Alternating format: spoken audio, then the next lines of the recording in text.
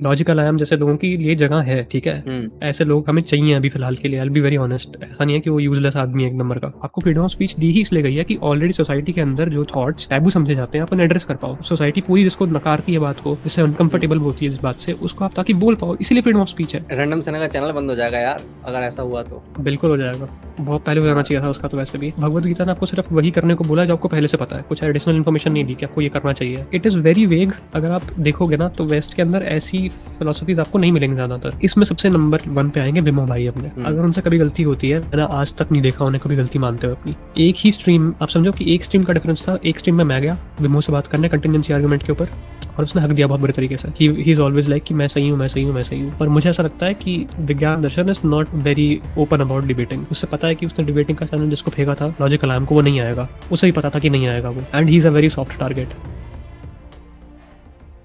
जब आपने स्टार्टिंग करी और आपने जब वो ब्लास्फेमी बोला आपने वो वर्ड, उसी से उस समय मेरे दिमाग में सीन बना वही कि एक वक्त था जब मैं देखता था कि यार स्टैंड अप कॉमेडीज हो गए, स्टैंड अप कॉमेडियन हो गए सॉरी, या बॉलीवुड मूवी हो गए, उनके अंदर अगर रिलीजन के ऊपर कुछ बोल दिया तो ठीक है, हंगामा हो जाता था, जो कि नेचुरल लगता है क्योंकि रिलीजन एक थोड़ा सेंसिटिव इशू हो जाता है।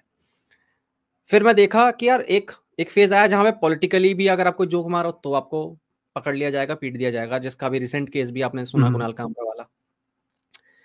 एंड देन अभी समय रायना और वो रणवीर वाला, जिसके अंदर ना रिलीजन था ना पॉलिटिक्स था, बस एक गंदा जोक था, एक बैड जोक, और उसमें फिर इतना भयंकर हंगामा जिसका मतलब कोई मतलब सेंस नहीं बना रहा था वो जो भी हंगामा हो रहा था। राइट। तो सीधी सी बात है, जब इतनी सारी चीजें आप देखो हर फील्ड में, रिलीजन हो, पॉलिटिक्स हो, अभी जैसे अभी एक मूवी चल रही है, कौन सी है, एक फूले करके एक मूवी आई है, ज्योतिरा पता नहीं मैं नाम भूल रहा हूँ उनका, फूले के ऊपर एक मूवी आई है, उसके अंदर राइट विंग वालों ने कट लगवाए हैं कि ये हटवाओ ये हटवाओ, कोई मूवी आ जाए तो ये कट लगाओ। तो और बॉलीवुड अब मूवीज बनाता भी नहीं है वैसे जैसे पहले बनाता था, खुल के बनाता था, जो पूरा दिखाना होता था उसे। मुझे पता भी राइट विंग वाले मुझे गाली राइट। देंगे इस मामले में, लेकिन मैं खुल के बोलूंगा। इवन मैं राइट विंगर हूँ, मैं तो खुल के बोलता हूँ अपनी वीडियो में, बट मैं इस चीज को सपोर्ट नहीं करता हूँ। मुझे लगता है इस जगह हाथ नहीं मारना चाहिए हमें यार। मेरे को लगता है कॉमेडी का मतलब होता है कि एटलीस्ट यार जो आपसे ऊपर बैठे हैं ना अथॉरिटी में, उनका मजाक आप उड़ा सकते हो। यही होता था पहले कॉमेडी में। लाइक अगर मैं राजा महाराजाओं की बात करूं, अगर कोई बंदा लेके भी आया जो भी कलाकार होता था, वो मंत्रियों का मजाक उड़ा रहा है, राजा का ऊपर जोक मार रहा है, यही होती थी कॉमेडी। और अब कैसे रिएक्ट किया जाता है आपको पता ही है, और कौन सा ग्रुप करता है आपको पता ही है। तो मैं ये पूछना चाहूंगा, आप कैसे देखते हो इन सब चीजों को, लाइक जो हो रहा है अभी करंटली? यार जहाँ तक मुझे याद आ रहा है ना, तो अब इट जस्ट माइट बी क्योंकि मेरी एज इतनी कम है, बट मुझे जैसा याद आ रहा है तो पहली बार मैंने जब ये सुना था तो it was approximately Padmaavat release होने वाली थी उस टाइम पे, और पीके भी शायद से तभी हुई हुई थी रिलीज। उसके बाद नेक्स्ट थी पद्मावत। मतलब जो जिसके बारे में मैंने ऐसा सुना कि बहुत ज़्यादा ही बवाल हो गया है और इसमें कट लगने वाले हैं सीन्स के और चेंजेस आने वाले हैं। तो मैंने आज तक लेफ्ट विंग की तरफ से और राइट विंग की तरफ से, दोनों विंग की तरफ से देखा ये है कि सेंसरशिप में ये दोनों के दो का हाथ कोई नहीं पकड़ सकता। जब राइट विंग सेंसरशिप करने आती है तो लेफ्ट विंग खड़ी हो जाती है कि सेंसरशिप क्यों हो रही है, सेंसरशिप क्यों हो रही है, ये क्यों काट रहे हो, वो क्यों काट रहे हो। जब लेफ्ट विंग वाले बोलते हैं कि ये कश्मीर फाइल्स को डिलीट करो भाई, ये क्यों दिखा रहे हो, ये तो गलत है, ये तो प्रोपेगेंडा है वगैरह वगैरह, तब राइट विंग वाले खड़े हो जाते हैं कि तुम क्यों इसके खिलाफ बोल रहे हो, सेंसरशिप अभी तो तुम बड़े स्पीच बना करते थे, अब अचानक से क्या हो गया है। ये सिंपली ना दोगलापनी है इसमें। मुझे तो लगता नहीं है ऐसे कोई कितनी पॉलिटिकल वो है कोई, जितने जैसे बोला जाता है कि राइट विंग हमेशा ही सेंसरशिप के खिलाफ, सॉरी सेंसरशिप के सपोर्ट में रहेगा कि हमारे रिलीजियस बिलीफ्स हर्ट मत करो मत करो। ऐसा नहीं है। मुझे लगता है कि अभी ये वो टाइम आ चुका है जहाँ पे अभी बस चेंज होने ही वाला था ये सब कुछ, बट काफ़ी तेज़ी से चेंज हो रहा था। इसीलिए लेटेंट एक तरीके से वो कह लो कि एकदम तेज़ जब चेंज हो रही होती है कोई चीज़, जैसे कोई गाड़ी बहुत तेज़ी भाग रही है, जितनी स्पीड से भागना चाहिए उससे तेज़ भाग रही है, उसका इंजन ही टूट गया बेचारी का। अब वही हाल हुआ लेटेंट के साथ में। लेटेंट का मेरे हिसाब से ये था कि it was going in a very good direction ना, कि मतलब वहाँ पे लोग आ रहे थे और ऐसे-ऐसे जोक्स मारे जा रहे थे जो कि शायद से सिर्फ अभी बाहर की कंट्रीज़ में ही मारे जा रहे थे, राइट? इंडिया में या बहुत ही ऐसे छुपे-छुपे, कहीं अर्पित बाला हो गया, कहीं कोई छोटे-छोटे यूट्यूबर्स हो गए, बहुत ही उन लोगों ने मारे होंगे ऐसे जोक्स, और बहुत ही कम ऑडियंस सुन रही है। बट अब मिलियंस जो हैं उसकी ऑडियंस उसको मिल गई और वो सुन रहे थे वो सब जोक्स। इंसेस्ट के ऊपर जोक था वो, राइट, जिसकी आप बात कर रहे हो। तो इंसेस्ट के ऊपर जोक्स इतने ज़्यादा कॉमन है कि अमेरिका के अंदर एक पूरी स्टेट है अलाबामा, जिसके ऊपर इंसेस्ट का जोक मारा जाता है कि यहाँ पे सब लोग इंसेस्ट करते हैं। इतनी ज़्यादा इतने कॉमन जोक्स हैं ये वाले। अच्छा, इंसेस्ट को ग्लोरीफाई करते हुए भी ऐसा कोई नहीं है कि ऐसे जोक्स रहे नहीं है कहीं पे। द पॉइंट इज कि अगर आपको दिक्कत किस चीज़ से हो रही है, सारी की सारी कमी ये है कि जो इंसान भी कभी भी किसी भी कंटेंट के ऊपर सवाल उठाएगा ना कि इसमें ऐसा क्यों दिखा रहे हैं, वैसा क्यों दिखा रहे हैं, वो आता है उसकी इनसिक्योरिटी से। वो उसको खुद ही आंसर नहीं कर सकता है। फॉर एग्जाम्पल, अब किसी ने इंसेस्ट की बात कर दी, इंसेस्ट के ऊपर जोक मार दिया। इनको पता है कि भाई ये इतनी अनटचेबल चीज़ है ना इंसेस्ट के ऊपर कि अगर इसको नॉर्मलाइज कर दिया बात करना, तो हमें तो पता ही नहीं है कि इसको हम गलत किससे बोलेंगे, क्यों बोलेंगे गलत। फॉर एग्जाम्पल, आप सोचो कि कभी कोई बोले कि यार जो दिन है ना, दिन में सूरज नहीं आता, और ये जोक है उसका, तो आप बोलोगे क्या पागल आदमी है भाई, क्या इस पे क्यों ऑफेंड होगा कोई। सबको पता है आता है दिन में सूरज, है ना। इस पे अगर सारी सोसाइटी कल को बिलीव भी करने लग जाए कि दिन में सूरज नहीं आता, तो भी हम दिखा सकते हैं कि अच्छा ये देखो, ये रहा सूरज। होता क्या है अब, ऐसे ऐसे जोक्स जो हैं, जैसे इंसेस्ट वाले जोक्स हो गए, या फिर मोदी बैड, कि मोदी को ये नहीं आता वो नहीं आता, इसमें क्या होता है कि पब्लिक क्या बोलेगी, उनसे कोई बोल ले, पूछ ले आके कि अच्छा इंसेस्ट पे जोक मारा क्यों गलत है, आधे लोग तो बता ही नहीं पाएंगे क्यों गलत है। फैमिली वैल्यूज, संस्कार, कल्चर वगैरह वगैरह। अच्छा, ये जस्ट आप पुश कर रहे हो प्रॉब्लम को पीछे की तरफ कि हम इसलिए गलत मानते हैं। अच्छा, उसका पीछे रीजन तो आपने दिया नहीं, सॉरी, रीजन तो आपने दिया नहीं, आपने सिर्फ उसे पुश कर दिया पीछे की तरफ कि क्योंकि ऐसा ऐसा वहाँ पे लिखा है, वहाँ पे बोला गया है, इसलिए मैं नहीं मानता, मैं, मेरे हिसाब से ये गलत चीज़ है, इस पर बात ही नहीं करनी चाहिए। जब तक इस बारे में लोग खुद से सोचेंगे नहीं, मुझे तो कोई लगता ही नहीं है कि हिसाब है कि कुछ इंप्रूवमेंट आएगी। एंड अगेन, ये पॉलिटिकल तो बिल्कुल भी चीज़ नहीं है। It is all about humans, किस तरीके से they are very insecure about things, कि उन्हें नहीं पता है कि कैसे इसका आंसर किया जाए, कैसे इस पर बात हो पाए कभी भी आगे जाके। अनटचेबल टॉपिक्स रहेंगे और ये हमेशा के लिए, मेरे हिसाब से इंडिया में तो काफ़ी टाइम तक रहने वाले हैं अभी। बिल्कुल। और ये हर बार साबित हो जाती है जब भी मैं ऐसे इंसिडेंट देखता हूँ कि सेक्स, रिलीजन और पॉलिटिक्स, इनको मत छुओ।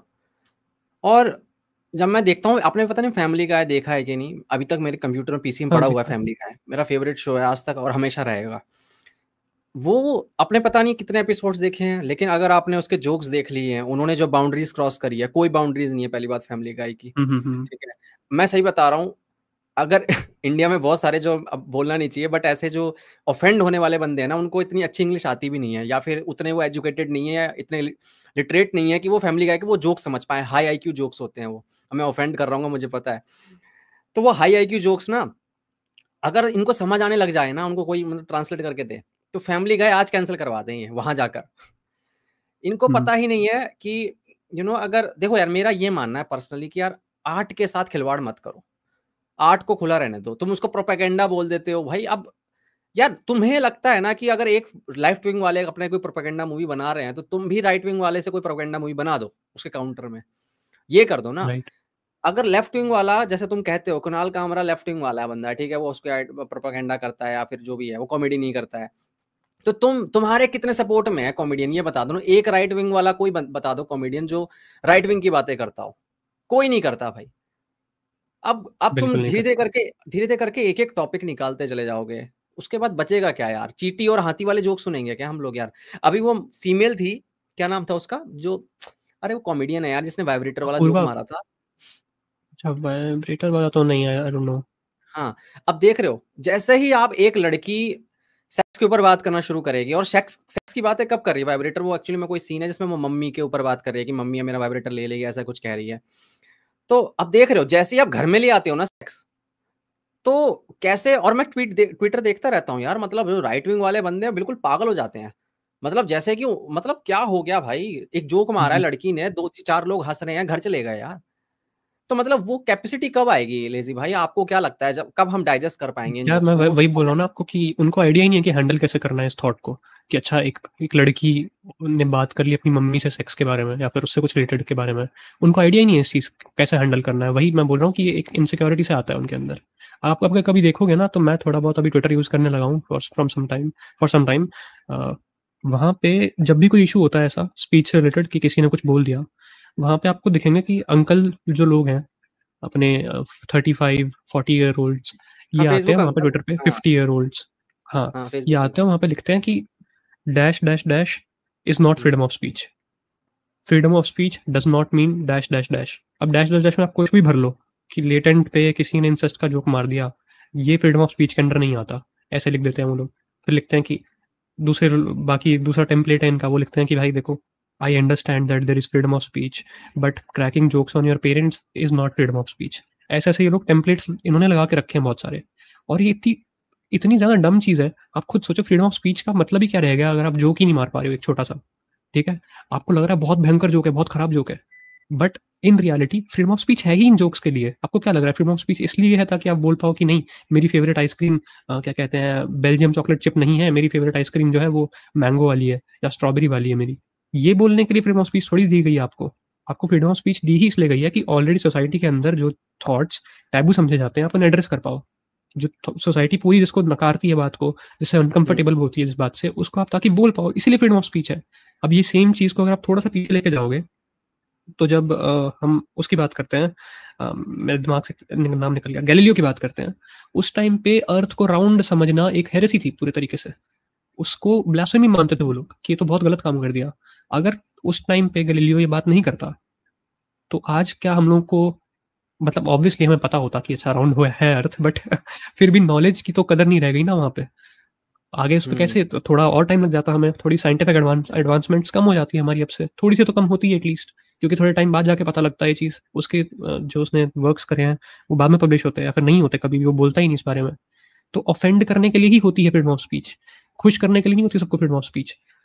और ये चीज़ जब तक हमारे, आई थिंक, ऐसे लोग जो कि कॉन्फिडेंस में बहुत होता है उन लोगों के अंदर और वो आके कुछ भी टाइप कर देते हैं सोशल मीडिया पे कि अच्छा फ्रीडम ऑफ स्पीच होती है लेकिन इसका ये मतलब नहीं होता। नहीं, एग्जैक्टली यही मतलब होता है फ्रीडम ऑफ स्पीच का, कि आप इंसेस्ट वाले जोक्स मार सकते हो, कि आप दूसरे इंसान को गाली भी दे सकते हो उसके मुंह पे, उसके माँ बाप को भी गाली दे सकते हो आप उसके मुंह पे आके, लेकिन लेज़ी भाई, और ये इसके लिए लाइन आपको कहाँ जेल ड्रॉ नहीं होनी करोगे चाहिए। आप? लाइन कहाँ ड्रॉ करते हो फिर आप? कौन करेगा लाइन ड्रॉ? देखो, लाइन ड्रॉ करने के लिए हमें कुछ करने की ज़रूरत है नहीं। अब अगर आप मुझसे पूछोगे तो क्लासिकल लिबरल मैं मानता हूँ कि जब तक आप किसी भी इंसान को क्वांटिफाइबल हार्म नहीं पहुंचाते हो, क्वांटिफाइबल का मतलब है जिसको मेजर कर पाए। जैसे फॉर एग्जांपल मैंने आपके घर पे आके आपको ब्लेड से नुकसान पहुंचाया, ऐसे आपके हाथ पे कट मार दिया मैंने, ये एक क्वांटिफाइबल हार्म है, ठीक है। या फिर मैंने आपको ऐसा बोला कि देखो भाई चल बात कर जो है वो स्कैंडल चला रहा है कोई बहुत बड़ा, अपनी उस पे यूट्यूब चैनल के पीछे पीछे चला रहा है वो, ऐसे बहुत ही खराब चीज़ कर रहा है। तो फिर आपके पास एक राइट होना चाहिए कि भाई देखो तेरे ये स्टेटमेंट से मुझे क्वांटिफाइबल हार्म ये हुआ है कि मेरी जो स्पॉन्सरशिप्स थी वो लूज हो गई, मेरी जो ऑडियंस है उसने मुझे देखना बंद कर दिया, ये क्वांटिफाइबल हार्म हो गया आपका। तो जब तक कभी कोई किसी को क्वांटिफाइबल हार्म ना पहुंचाए तब तक आपके पास में लीगल राइट नहीं होना चाहिए उस पर एक्शन लेने का। और यही जो चीज़ लेकिन है ये वेस्ट के अंदर भी लेज़ी एप्लीकेबल भाई, मैं आपको है बहुत रोकूँगा, सारे यहाँ पे कंट्रीज रोकूँगा। में। फॉर एग्ज़ाम्पल कि जस्ट अभी कुणाल कामरा ने किसी पॉलिटिशियन पे जोक मारा, तो उसका भी तो लॉस होगा ना एक तरीके से। वो भी तो कह सकता है भाई मेरा वोट का लॉस होगा, मेरी पॉपुलैरिटी गिरेगी। तो यार फिर तो वो जस्टिफाई कर देगा अपनी उसको नहीं कि तो मैंने मेंटल। देखिए, क्वांटिफाइबल हार्म जो है उस वो थोड़ा फैक्चुअल बेसिस पे होता है। फॉर एग्जांपल अगर आप मुझे कोर्ट में घसीट के लेके जाओ और कोर्ट में आप बोलो कि भाई लेज़ी ने मेरे ऊपर झूठा इल्ज़ाम लगाया है, तो फिर अगर मैंने कोर्ट में प्रूव कर दिया कि भाई सच चल बात कर तो सच्ची में ऐसा कुछ काम कर रहा है, तो फिर मुझे कुछ नहीं पे करना पड़ेगा आपको, ठीक है। फिर तो प्रूव हो ही गया ना कि मैं सच ही बोला था। सच बोलने पे तो नहीं लगती जुर्माना, कोई नहीं लगता सच बोलने का। तो उसी तरीके से अगर कुणाल कामरा को वो इंसान कोर्ट में ले जाए और बोले कि देखो इसकी ये बात बोलने की वजह से मुझे ये नुकसान हुआ, पहली बात तो ये प्रूव करना बड़ा मुश्किल है। ये बहुत मुश्किल होता है in defamation cases, that's why they are very difficult and rarely does somebody win in that, कि कोई जीत गया हो कि अच्छा मुझे डिफेमेशन मैं जीत चुका हूँ, ऐसा बहुत रेयरली होता है। फिर भी इवन इन दैट केस अगर उसने प्रूव कर दिया कि अच्छा कुणाल कामरा ने मुझे ऐसे ऐसे करके बोला और इस वजह से मेरे वोट्स गिरे, तो कुणाल कामरा के लिए बहुत ईजी है। जहाँ तक मुझे पता है कुणाल कामरा ने, आई डोंट थिंक कोई ऐसे, he made up something, right? I think he already made a joke about something which is true. I am not कुछ भी श्योर, बोले, अगेन मैंने देखा नहीं। कुछ भी बोले, फ़र्क नहीं हाँ, पड़ता। जोक हो या ना हो, हम्म, किसी भी आर्टिस्ट के साथ ऐसा नहीं होना चाहिए। मैं नहीं बिल्कुल मानता, बिल्कुल, सपोर्ट नहीं। I agree. अब देखो कुछ और चीज़ें भी आती हैं इसमें कि क्या हमें कहाँ पे लाइन ड्रॉ करनी चाहिए। फॉर एग्जांपल अगर आपसे कोई बोले कि भाई आप सिनेमा हॉल में बैठे हो और वहाँ पे हुँ, कोई चिल्लाने लगे बॉम बॉम बॉम ऐसे करके, तो क्या हाँ, ये इलीगल होना चाहिए? तो बिल्कुल होना इसका भी चाहिए यार। आंसर येस है, क्योंकि हुँ, इससे क्वांटिफाइबल हार्म है भाई। वहाँ पे भगदड़ मच गई, स्टैम्पीड हो गया तो कोई मर सकता है वहाँ पे। तो these are the things which are having real consequences. लेकिन आपकी फीलिंग्स हर्ट होना is not a real consequence, at least according to law, कि आपकी फीलिंग हर्ट हो गई है। इस बेसिस पे आप किसी को नहीं कर सकते हो परेशान कि आपने ये कर दिया है मेरे साथ में, आपने मेरी फीलिंग्स हर्ट कर दी हैं। क्योंकि इसका लॉजिकल एक्सटेंशन क्या है मेरे दोस्त? इसका लॉजिकल एक्सटेंशन ये है कि अब हर एक इंसान बोलेगा कि हर चीज़ मुझे हर्ट कर रही है। आप कहाँ तक रोक लोगे इसको? अगर मैं हुँ, बोलता हूँ आज कि भाई जो इंडिया के अंदर स्कूल्स में बच्चे पढ़ते हैं ना, ये मुझे हर्ट कर रहा है, तो फिर आप क्या करोगे? आप how how can you convince me otherwise? आप कभी कर ही नहीं बिल्कुल। सकते ये काम। ये तो मेरा ओपिनियन है। अब मेरे ओपिनियंस हर्ट हो रहे हैं, क्यों कर रहे हो आप ऐसा? तो अब क्या जो भी स्कूल के ओनर्स हैं उन्हें जेल होनी चाहिए क्या इस वजह से? हुँ। पर दूसरा मुझे लगता है इंडिया में इतनी बेरोजगारी, इतना खालीपन है ना कि कोई भी ऑफेंड होने के लिए रेडी होता है। वो बस ढूंढ रहा होता है कि एक मिले मेरे को और मैं ऑफेंड हो जाऊं। मिंट्रा वाला केस देख लो आप यार, वो तो मतलब किसी ने नहीं सोचा होगा यार, कोई इतना बेवकूफ होगा जिसको एम शेप में वो दिख जाएगा यार। तो यहाँ पे पता नहीं क्या है लाइक। और पता है एक समय रैना और शायद श्वेताब थे, उनके उनका लाइव देख रहा था मैं, एक बहुत पुराना लाइव है। उसमें समय रैना और उसी के ऊपर बात कर रहे थे, फ्रीडम ऑफ स्पीच के ऊपर। तो श्वेताब एक बात बोलता है कि बाहर के लोग इसलिए डाइजेस्ट कर पाते हैं इन जोक्स को क्योंकि वो प्रिविलेज्ड है। एक तो पहली बात, क्योंकि आप जब आपके रोटी कपड़ा मकान की प्रॉब्लम सॉल्व हो रखी है, आपकी लाइफ सॉर्टेड है, तो आप फिर इनको ऐसे नहीं देखते हो। आप जाते हो, जोक सुन के आते हो, हंस के आते हो, डाइजेस्ट कर लेते हो, घर आ जाते हो। पर इंडिया एक ऐसी कंट्री है, लाइक थर्ड वर्ल्ड कंट्री है भाई, जहाँ पे ऑलरेडी प्रॉब्लम इतनी है लाइफ के अंदर, ठीक है। और आखिरी होप आपकी रिलीजन रह जाती है, ठीक है, कि भाई बाबा है मेरे, या फिर मेरा जो धर्म है, या भगवान है, जो भी है, या पॉलिटिशियन ही मान लो, क्योंकि आजकल तो पॉलिटिशियन को ही पूजा जाता है। आप देखा ही, वो गॉड बना लेते हैं। या मेरे फेवरेट सेलिब्रिटी के बारे में नहीं बोल सकते। अब आपने देखा वो एक बंदा था जो एक टांग पे नाचता है, उसका एक्टर का नाम भूल रहा हूँ, उसके ऊपर भी कुछ बोला था तो कुछ हो गया था। तो हमारे में ना गॉड जो होते हैं ना, फादर फिगर, गॉड फिगर, ये ज्यादा बने हुए हैं। अब इन्हीं पे हमारा आसरा है, क्योंकि हमारी लाइफ में ऑलरेडी इतनी केओस मची पड़ी है, हमारे पास कुछ भी नहीं है। और जब इन पे अटैक होता है तो भाई हमें लगता है हमारी आइडेंटिटी पे अटैक हो रहा है, तो हमें इसको प्रोटेक्ट करना पड़ेगा। ये ऐसा कुछ सीन बन जाता है हमारे इंडिया के अंदर। आप कितना एग्री करते हो? नहीं, मैं तो डिसएग्री करता हूँ श्वेताब से पूरा। एंड मैं काफ़ी सारी चीज़ों से डिसएग्री करता हूँ श्वेताब की। मुझे काफ़ी बार लगता है कि मतलब ऐसा कुछ भी बोल रहा है। आई एम सो सॉरी अगर श्वेताब वैसे तो सुनेगा नहीं इस पॉडकास्ट को, बट फिर भी। तो रोटी कपड़े मकान वाली प्रॉब्लम एकदम उल्टी यहाँ पे वो करती है, काम करती है। आप खुद सोचो कि अगर कोई इंसान है, उसके पास रोटी कपड़ा मकान ही उसका फिक्स नहीं है, तो क्या वो इंटरनेट पे जाके प्रोटेस्ट करेगा कि किसको क्या बोलना चाहिए, किसको क्या नहीं बोलना चाहिए? या फिर वो अपने रोटी कपड़े मकान के बारे में गवर्नमेंट से वो करेगा, दरख्वास्त करेगा कि भाई मुझे रोटी कपड़ा मकान तो दो पहले? या फिर पहले वो ये देखेगा कि भाई इस मूवी के अंदर ये क्या सीन दिखा रहे हो तुम लोग, ये तो नहीं होना चाहिए? ऐसा तो नहीं करता है।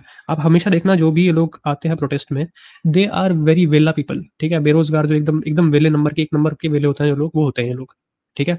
इनके पास में ये प्रॉब्लम्स नहीं होती रोटी कपड़ा मकान वाली। अगर इनको ये प्रॉब्लम्स होती तो इतनी ज़्यादा दिक्कत नहीं आती इस चीज़ को सॉल्व करने में, राइट? क्योंकि अगर इनके पास रोटी कपड़ा मकान की इशू होता तो उस पर फोकस करते हैं लोग। अब बाहर की कंट्रीज में ऐसा क्यों नहीं होता, उसका रीज़न एकदम डिफरेंट है। इंडिया में क्यों होता है उससे?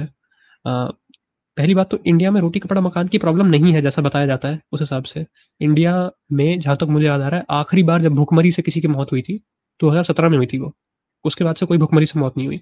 और उस टाइम भी इट वाज समथिंग दैट कि एक जो औरत थी, उसने अपने बेटे को खाना नहीं खिलाया था क्योंकि वो पागल थी शायद से। ये रीज़न था। तो India has solved it's hunger issue बहुत पहले से। इन अनाज ओवर पड़ा है इंडिया के अंदर, बहुत ज़्यादा अनाज है। इतना अनाज है कि खाने वाले लोग कम पड़ रहे हैं इस टाइम पे इंडिया में। तो रोटी कपड़ा मकान की इतनी प्रॉब्लम नहीं है। प्रॉब्लम क्या है कि बाहर की कंट्रीज़ में people are normalised to this, ठीक है। उन्होंने ये चीज़ें हज़ार बार सुन ली हैं एंड दे नो कि मैं कुछ कर नहीं सकता इस बारे में, क्योंकि वहाँ का कॉन्स्टिट्यूशन लगभग 200 साल से ऐसा है कि वो इसको सपोर्ट करता है। वहाँ पे कॉन्स्टिट्यूशनली ये सब राइट्स ग्रांट किए गए हैं लोगों को। लेकिन इंडिया में अभी भी 295 जैसा एक वो एग्जिस्ट करता है, क्या कहते हैं, लॉ, जो कि इतना बेकार है, इतना बेकार है कि उसकी इंटरप्रिटेशन क्या है किसी को नहीं पता है, ठीक है। कोर्ट का मन करेगा तो उसको कुछ भी इंटरप्रेट कर लेगी वो, और कोर्ट का नहीं मन करेगा तो कुछ नहीं करेगी इंटरप्रेट, राइट? जैसे कि फॉर एग्जांपल नुपुर शर्मा जो थी, I just take permission before talking about that, can I या उस बारे में बिल्कुल, बात कर मेरे सकता हूँ? बिल्कुल कंट्रोवर्शियल बात करो, फ्रीडम ऑफ स्पीच ठीक है है, पूरी। राइट। तो जो नुपुर शर्मा थी, उसका जो क्लेम था वो था कि उसने एक टेक्स्ट में से कुछ पढ़ा जो कि उसने एग्जैक्टली बता दिया वहां पे आके किसी न्यूज चैनल के ऊपर। टेक्निकली इसमें कुछ भी नहीं बनता। फिर भी सुप्रीम कोर्ट ऑफ इंडिया ने बोला कि नुपुर शर्मा, तुम्हारे मुंह खोलने की वजह से इंडिया में इस टाइम पे ये जो चीजें चल रही हैं, ये अच्छी नहीं चल रही हैं, तुम्हारे मुंह खोलने की वजह से हुआ ये सब। जबकि टेक्निकली उसने कुछ बोला ही नहीं। उसने जो टेक्स्ट लिखा था उसको पढ़ा और शायद से उसको थोड़ा फनी वे में इंटरप्रेट करके बोल दिया, ठीक है, कुछ उससे आगे तो नहीं किया। उन्होंने बोला कि भाई जो आपके प्रॉफिट है वो ऐसे गधे पे बैठ के उड़ रहे थे, ये तो आपके इसमें लिखा है किताब के अंदर, तो इट इज अ फैक्ट, लिखा है ऐसा। अच्छा, इसको थोड़ा सा गधा बोल दिया, उसको याफूर बोलते हैं, कुछ और बोलते हैं उनकी भाषा में, वो थोड़ा सा उनको लगा होगा, but it is a donkey like creature, वो तो फैक्ट है। अब क्या होता है ना कि जनरली थोड़े से हमारे कोर्ट्स इस टाइम पे लिबरल हो रहे हैं, इस बारे में धीरे धीरे हो रहे हैं लिबरल, कि 295 बेसिकली हर एक टाइप की ऐसी चीज को जो पब्लिक को ऑफेंड करे उसको डील करता है, ये लॉ जो है। तो धीरे धीरे इसको कम करा जा रहा है कि अच्छा, हर चीज जो ऑफेंड कर रही है पब्लिक को उस पर ना एक्शन लिया जाए। जैसे कि अगर कोई ब्लास्फेमी करता ही है तो उस पर ना इतना नहीं लिया जाए उस पर ऐसा एक्शन, अनलेस बहुत ही बड़े लेवल की हो गई, जैसे नुपुर शर्मा लेवल, जो कंट्री लेवल पे पूरी फैल गई थी वो चीज़, इस वजह से उस पर एक्शन लिया गया था। जनरली नहीं लिया जा रहा है इतना एक्शन उस पे 295 के ऊपर। तो इसका मतलब रैंडम मेरे हिसाब सेना से का तो उसको हटा ही देना चाहिए। रैंडम सेना का चैनल बंद हो जाएगा यार, अगर ऐसा हुआ तो। बिल्कुल हो जाएगा, बहुत पहले हो जाना हाँ। चाहिए था उसका, तो वैसे भी काफ़ी पहले हो जाना चाहिए था। मैं वेट कर रहा हूँ, कुशल मेहरा भी इस पे किताब लिख रहे हैं ब्लास्फेमी के ऊपर, क्योंकि वो भी इस चीज़ के खिलाफ हैं यार। मैंने देखा है कुछ राइट विंगर हैं जो सपोर्ट करते हैं इन चीज़ों को कि यार ये सब चीज़ें नहीं होनी चाहिए। एटलीस्ट यार अगर तुम्हारी किताब में या तुम्हारी किसी मान्यता के ऊपर मुझे कुछ कटाक्ष करना है, तो मैं पूरा यार, मुझे होना चाहिए हक यार, मतलब मेरे पास पूरी फ्रीडम होनी चाहिए। अभी जैसे एथिज्म वाला मूवमेंट है, जैसे आप तो एथिस्ट हो, मैं भी ही हूँ, एथिस्ट ही हूँ मैं। लेकिन हमारे लिए आसान हो जाता है बिकॉज़ हम ऐसी फैमिली से आते हैं, लाइक हिंदू फैमिली से आते हैं। अभी आपने देखा है कि इंडिया के अंदर भी धीरे-धीरे मैं देख रहा हूँ एक्स मुस्लिम मूवमेंट है, वो थोड़ा यू नो ग्रो कर रहा है, धीरे-धीरे करके लोग आ रहे हैं। मास्क के ज़रिए आ रहे हैं, चाहे वो फेसलेस आ रहे हैं, कैसे भी आ रहे हैं, बट आ रहे हैं। तो आप ये बताओ, लाइक क्या एक्स मुस्लिम मूवमेंट जो है, आपको लग रहा है कि इंडिया के अंदर, ठीक है, जहाँ पॉलिटिक्स भी इन्वॉल्व होती है रिलीजन के अंदर, कोई अपना धर्म जल्दी छोड़ना नहीं चाहता, क्योंकि आपने अपना धर्म छोड़ा तो आप पॉलिटिकली भी आप लूज कर सकते हो यार, मतलब सीधी सी बात है। वही तभी इसी कारण हिंदुत्व जो है आइडियोलॉजी, वो इतनी ऊपर जा रही हाँ, है, हाँ, अपराइज कर रही है इस मामले में। तो एक्स ठीक मुस्लिम है। मूवमेंट का जितना भी मैं देखता हूँ, जो भी एक्स मुस्लिम्स हैं उनके कमेंट्स जाके देखता हूँ, मोस्टली मेरे को दिखता है वो बीजेपी आईटी सेल के बंदे हैं या फिर वो हिंदूज हैं सारे। ठीक है, हुँ। अब ये नहीं पता भाई, फेक आईडी बना के भी आ सकते हैं, क्योंकि ओपनली बहुत मुश्किल होता है किसी भी मुस्लिम के लिए ऐसे आना। तो क्या लगता है, लाइक मतलब ये काम कर रहा है या नहीं कर रहा है, या फिर बस फालतू की जो एक हवा बना रखी है कि हाँ भाई कुछ लोगों ने उस धर्म को छोड़ दिया है और अब उसको एक्सपोज कर रहे हैं। यार इम्पैक्ट तो है, काफ़ी है इम्पैक्ट तो।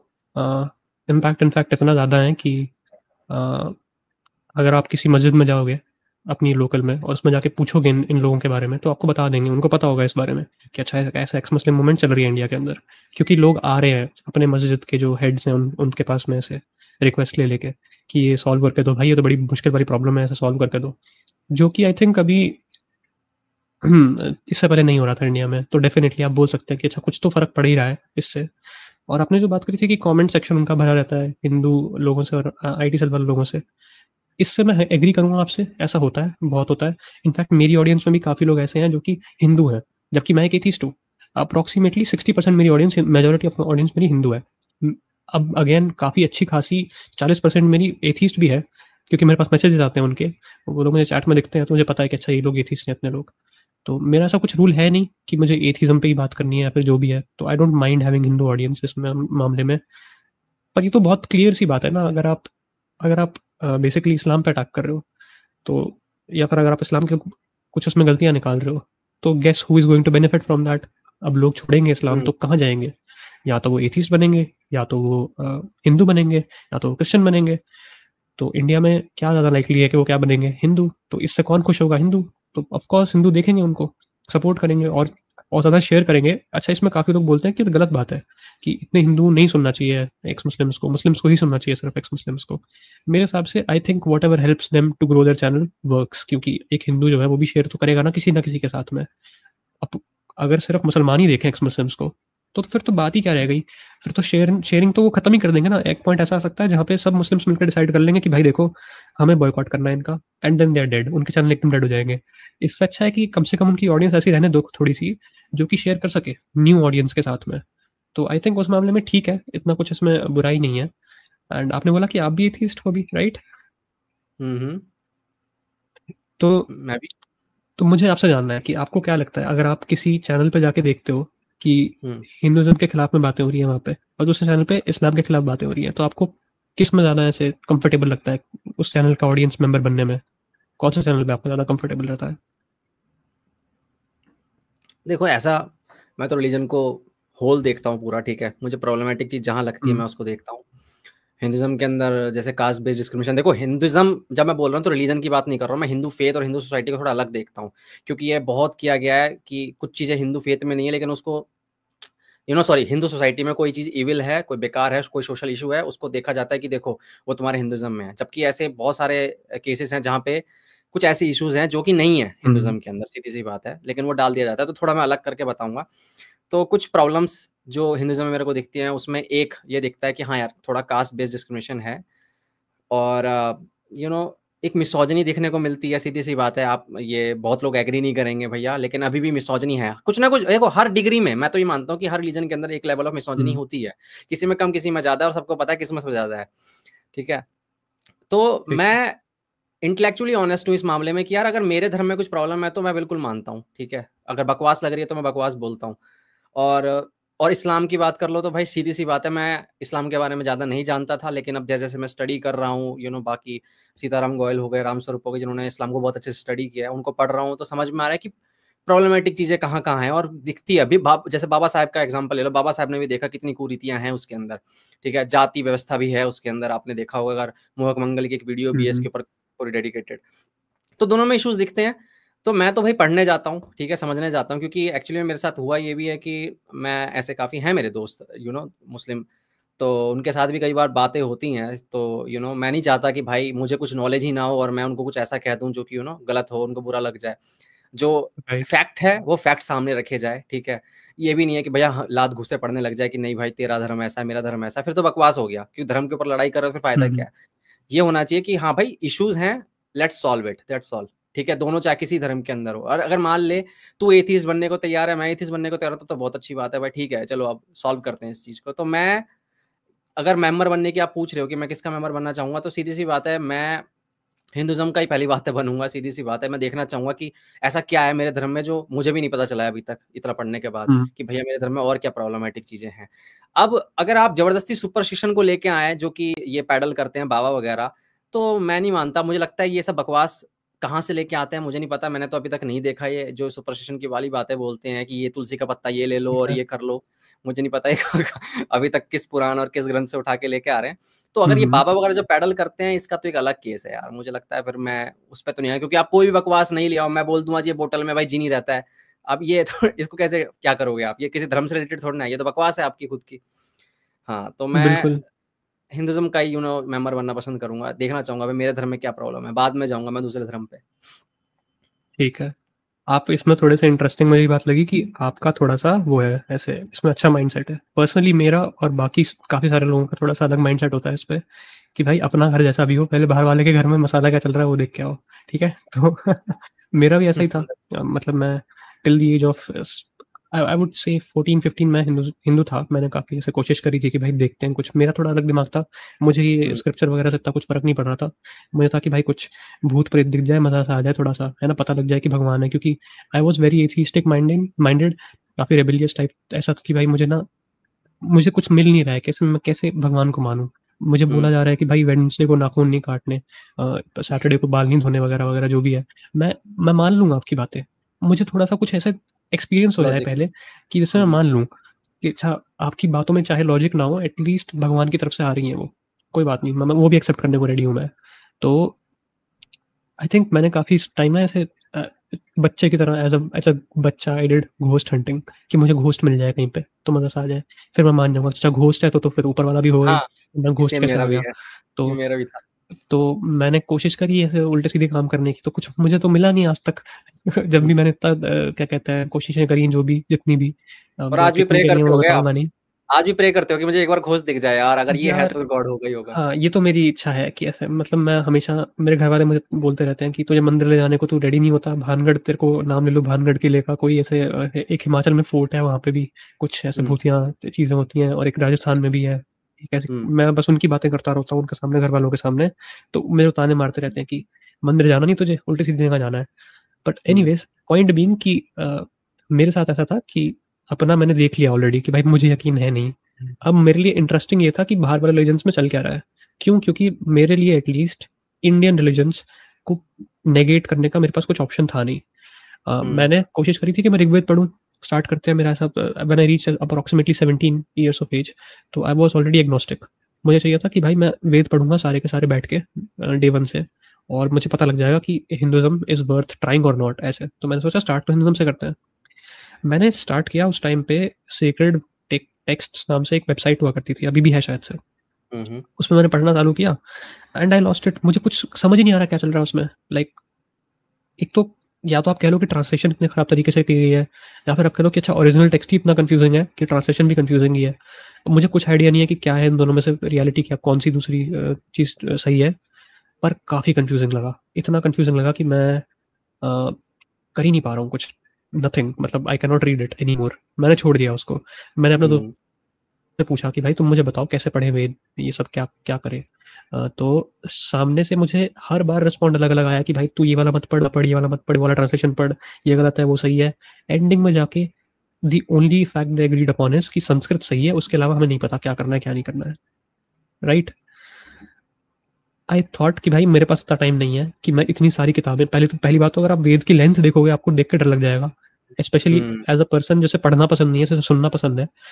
मुझे तो डर ही लग गया था, मैं तो पढ़ ही नहीं सकता। ऊपर से मैंने पढ़ लिया पूरा, उसके बाद मुझे कोई बोले कि तूने तो गलत ट्रांसलेशन पढ़ ली, मेरा तो पोपट हो जाएगा पूरा। तो मैंने स्किप करा उसको। मैंने बोला देखो जो चीज़ें इंग्लिश में अवेलेबल है वो पढ़ते हैं। तो I started with Islam, then I went towards Christianity थोड़ा सा। तो ऐसे ऐसे करके मैंने बाहर के पढ़े, तो इसलिए मुझे मसाला थोड़ा उनमें ज़्यादा अच्छा लगा कि काफ़ी सारी चीज़ें हैं। तो I think that might be the case for many people, that's why x Muslims have a lot of viewers. Plus साथ में वो भी कि पॉलिटिकल मूवमेंट को भी सपोर्ट कर रहा है हिंदुज़म की, जो हिंदुज़म की साइड है उसमें पॉलिटिकल मूवमेंट जो भी है, एक्स मुस्लिम मूवमेंट उसके सेम अलाइनमेंट के अंदर है। That is a bigger reason I guess. या बाकी जो आप बोल रहे थे कि आपको इस्लाम और क्रिश्चियनिटी जो बाकी रिलीजन थे उसके अंदर आपको इंटरेस्ट ज़्यादा आया, एक सेकंड रुकना। हाँ, तो आप अपने ऋग्वेद पढ़ना शुरू किया। देखो मुझे लगता है हिंदुइज्म जो है ना वो किसी 1, 2, 3, 4 किताब की बात नहीं है। मतलब मेरे हिसाब से लाइब्रेरी भरी पड़ी है इन चीज़ों के को लेकर। बिल्कुल। हिंदू फिलॉसफी आपको पता ही है कितनी है, और कोई कोई अथॉरिटी नहीं है, मतलब कि ये है फाइनल ये किताब है। जिसको जहाँ से जो अच्छा लगता है, किसी को पुराण में से अच्छा लगता है भाई पुराण उठा लेता है, जिसको उपनिषद अच्छे लगते हैं, किसी को वेदांत, किसी को भगवत गीता उठा लेता है वो। तो शायद बस यही रहा होगा कि आपने देखो, मेरा ये मानना है कि जब आप ऐसे टेक्स्ट पढ़ने जाते हैं तो एक गुरु होना ही चाहिए, एक टीचर होना ही चाहिए तभी। और मैं ऐसे ही बताऊं तो ऋग्वेद वगैरह के अंदर मैं गया था, मैं भी इवन जब हाइपर क्वेस्ट का चैनल में देख रहा था तो हाइपर क्वेस्ट बता रहे थे भाई विशाल भाई कि आप इस साइट पे जाके पढ़ सकते हो। तो पढ़ने की मैंने कोशिश करी, तो मेरे को पता चला कि जो वेद है जो स्टार्ट किया उसके अंदर भगवान की पूजा ज़्यादा हो रही है, प्रकृति पूजन उसमें ज़्यादा है। सूर्य भगवान हो गए, इधर वरुण देवता हो गए, इन सब की पूजा ज़्यादा हो रही है, उनका ही नमस्कार हो रहा है खाली। तो मुझे लगा कि इसमें कुछ नहीं मिलेगा मेरे को ज़्यादा, तो मैं उपनिषदों में गया। और फिर उपनिषदों में मुझे लोगों ने बताया कि भगवत गीता से स्टार्ट कर तो ज़्यादा बेस्ट रहेगा, क्योंकि वो समरी मानी जाती है उपनिषद की। तब मैंने भगवत गीता स्टार्ट करी, एंड देन भगवत गीता में मेरे को सच्ची कहता हूँ मेरी फेवरेट किताब बन गई, पता नहीं क्यों।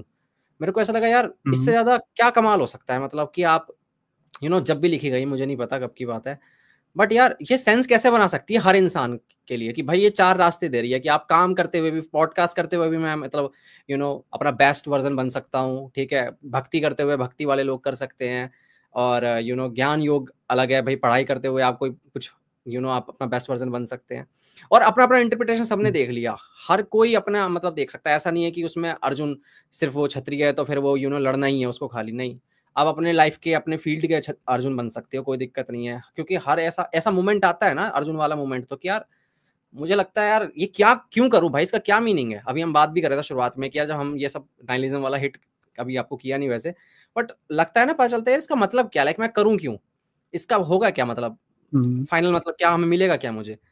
तो वो मोमेंट ना सबकी लाइफ में आता है। तो भगवत गीता ने मुझे कई हद तक मतलब मेरे को मतलब रास्ता दिखाया, गाइड किया। तो तो मुझे लगता है कि अगर कोई मुझे ये बोलता है ना भाई तू एथिस्ट है, लेकिन मैं कल्चरली भाई हिंदू हूँ, अगर मैं ये तो प्राउडली बोलता हूँ मैं सबको अपने पॉडकास्ट वगैरह में कि यार मेरे हिंदू फिलॉसफी में बहुत कमाल की चीजें हैं। ऐसी कुछ बकवास है, मैं ये नहीं कह रहा हूँ बकवास नहीं है, सीधी सी बात है, मैं हमेशा एग्री करता हूँ। अगर आप मुझे आके बोलेंगे कि ये बकवास है, मैं ये लड़ूंगा नहीं कि भाई नहीं नहीं ये गलत इंटरप्रिटेशन है तेरा। मुझे दिखेगा, मैंने कहा हाँ भाई ये बेकार लग रहा है और इसको हटा दे, ठीक है, अच्छी चीज है उसको उठा के रख लेते हैं भाई, ठीक है। तो ये मेरा अप्रोच रहा है, मतलब रिलीजन को देखने का, अपने रिलीजन को खास करके। मुझे तो काफ़ी वेग लगती है ऐसे जो टीचिंग्स हैं भगवद गीता की। ऑनेस्टली मैं ऐसे नहीं बोल रहा कि खराब लगती है, मैं बोल रहा हूँ वेग लगती है। वेग का मतलब क्या हुआ यहाँ पे कि हाँ, ब्रॉड ओपन एंडेड टू है, काफ़ी इंटरप्रिटेशन। हाँ, हाँ। प्रिसाइज नहीं है, ओपन टू हुँ। इंटरप्रिटेशन है कि आपको क्या करना चाहिए ये नहीं बताएगी भगवद गीता आपको, पर आप क्या हो आपको वही करना चाहिए। अब एक इंसान को ना सोसाइटी सिखा ही देती है कि आप क्या हो और आपको क्या करना चाहिए। मेरा बस इतना सा इससे प्रॉब्लम मेरी सिर्फ इतनी सी है इस क्या कहते हैं भगवद गीता से जो लोग कहते हैं कि हमें मीनिंग मिला, मैं बस इतना बोल रहा हूँ कि आपको शायद हो सकता है मिला हो, पर अगर आप इस बारे में सोचो तो भगवद गीता ने आपको सिर्फ वही करने को बोला है जो आपको पहले से पता है। कुछ एडिशनल इन्फॉर्मेशन नहीं दी कि आपको ये करना चाहिए। आपको वो बोलेगी कि अच्छा आप पॉडकास्टर हो, आप पॉडकास्टिंग करो। आप क्या हो, आप वो काम करो, अपना काम करो, अच्छे से करो एकदम। It is very vague. अगर आप देखोगे ना तो वेस्ट के अंदर ऐसी फिलोसफीज आपको नहीं मिलेंगी ज़्यादातर, ठीक है। थोड़ी बहुत मिल सकती है, लाइक प्रॉब्ली वर्चुअल एथिक्स आपको मिल जाए इस तरीके की, पर ज़्यादातर नहीं है ऐसी, इतनी वाइडली एक्सेप्टेड नहीं होती ऐसी। कुछ लोग बोलेंगे आपको कि become the best version of your self, this is हाँ, बेसिकली भगवत जैसे गीता। नीचे वगैरह हो गया कि ऊबरमेंस वाला कॉन्सेप्ट हो गया हाँ, आपका। हाँ, and again those people are criticised because उन लोगों ने हमें बताया ही नहीं कि हमें करना क्या है एक्चुअली में। एक अच्छे पॉडकास्टर को क्या करना चाहिए वो हमें खुद ही छोड़ देते हैं समझने के लिए कि अच्छा एक अच्छे पॉडकास्टर को क्या करना चाहिए वो तुम फिगर आउट करो, पर जो भी करना चाहिए वो तुम करो। This is my problem with it कि जैसे योद्धा को क्या करना चाहिए, योद्धा को फाइट करनी चाहिए ऑफकोर्स, पर योद्धा को क्या एथिक्स अप्लाई करने चाहिए फाइट करते टाइम वो तो नहीं बताया। वो तो मुझे लगता है मिसिंग है ऐसा कुछ। तो this is my my criticism. बाकी आई एग्री कि काफ़ी हर एक के लिए है भगवत गीता, आई वुड से कि हर एक बंदा जो है अगर उसको डाउट हो रहा है ना कि मुझे क्या करना चाहिए और भगवत गीता पढ़ेगा तो ही विल बी श्योर कि मुझे क्या करना है। क्यों? क्योंकि लेट्स बी ऑनेस्ट, आपके पास आंसर्स पहले से होते हैं। आप जस्ट उसे थोड़ा सा खोदते हो भगवत गीता पढ़ने के बाद कि अच्छा मैं क्या हूँ, मैं टीचर हूँ, मुझे क्या करना चाहिए, पढ़ाना चाहिए बच्चों को, दैट्स इट, खत्म, आंसर आ गया आपका। अब वो आंसर आपके पास ही था पहले से, ऐसा नहीं है कि आपने भगवत गीता पढ़ा तो उसके बाद आपको रियलाइज हुआ कि क्या करना है। It is just that Bhagavad Gita ने आपको बोला कि हेलो वेकअप, क्या कर रहे हो, जो करना चाहिए वो करो, और आप कहते हो कि हाँ जो करना चाहिए वो करूंगा मैं। This to me is some kind of a placebo rather than actual answer, but it works, so you know who am I to complain? आचार्य प्रसाद के फैन आने वाले हैं अब ये कमेंट में, लेजी भाई। अरे तो कोई बात नहीं। देखो जिसको भी मुझसे इस बात तू पे ऐसे तू नहीं समझेगा, डिसएग्रीमेंट है, तू नहीं समझने जिसको वाला भी भाई, डिसएग्रीमेंट है, रहने दे, तेरी मैं बस की सिर्फ बात इतना नहीं बोल है रहा हूँ समझना। कि अगर if I ever get a chance to talk to Acharya Prashant तो I can convince him of what I said.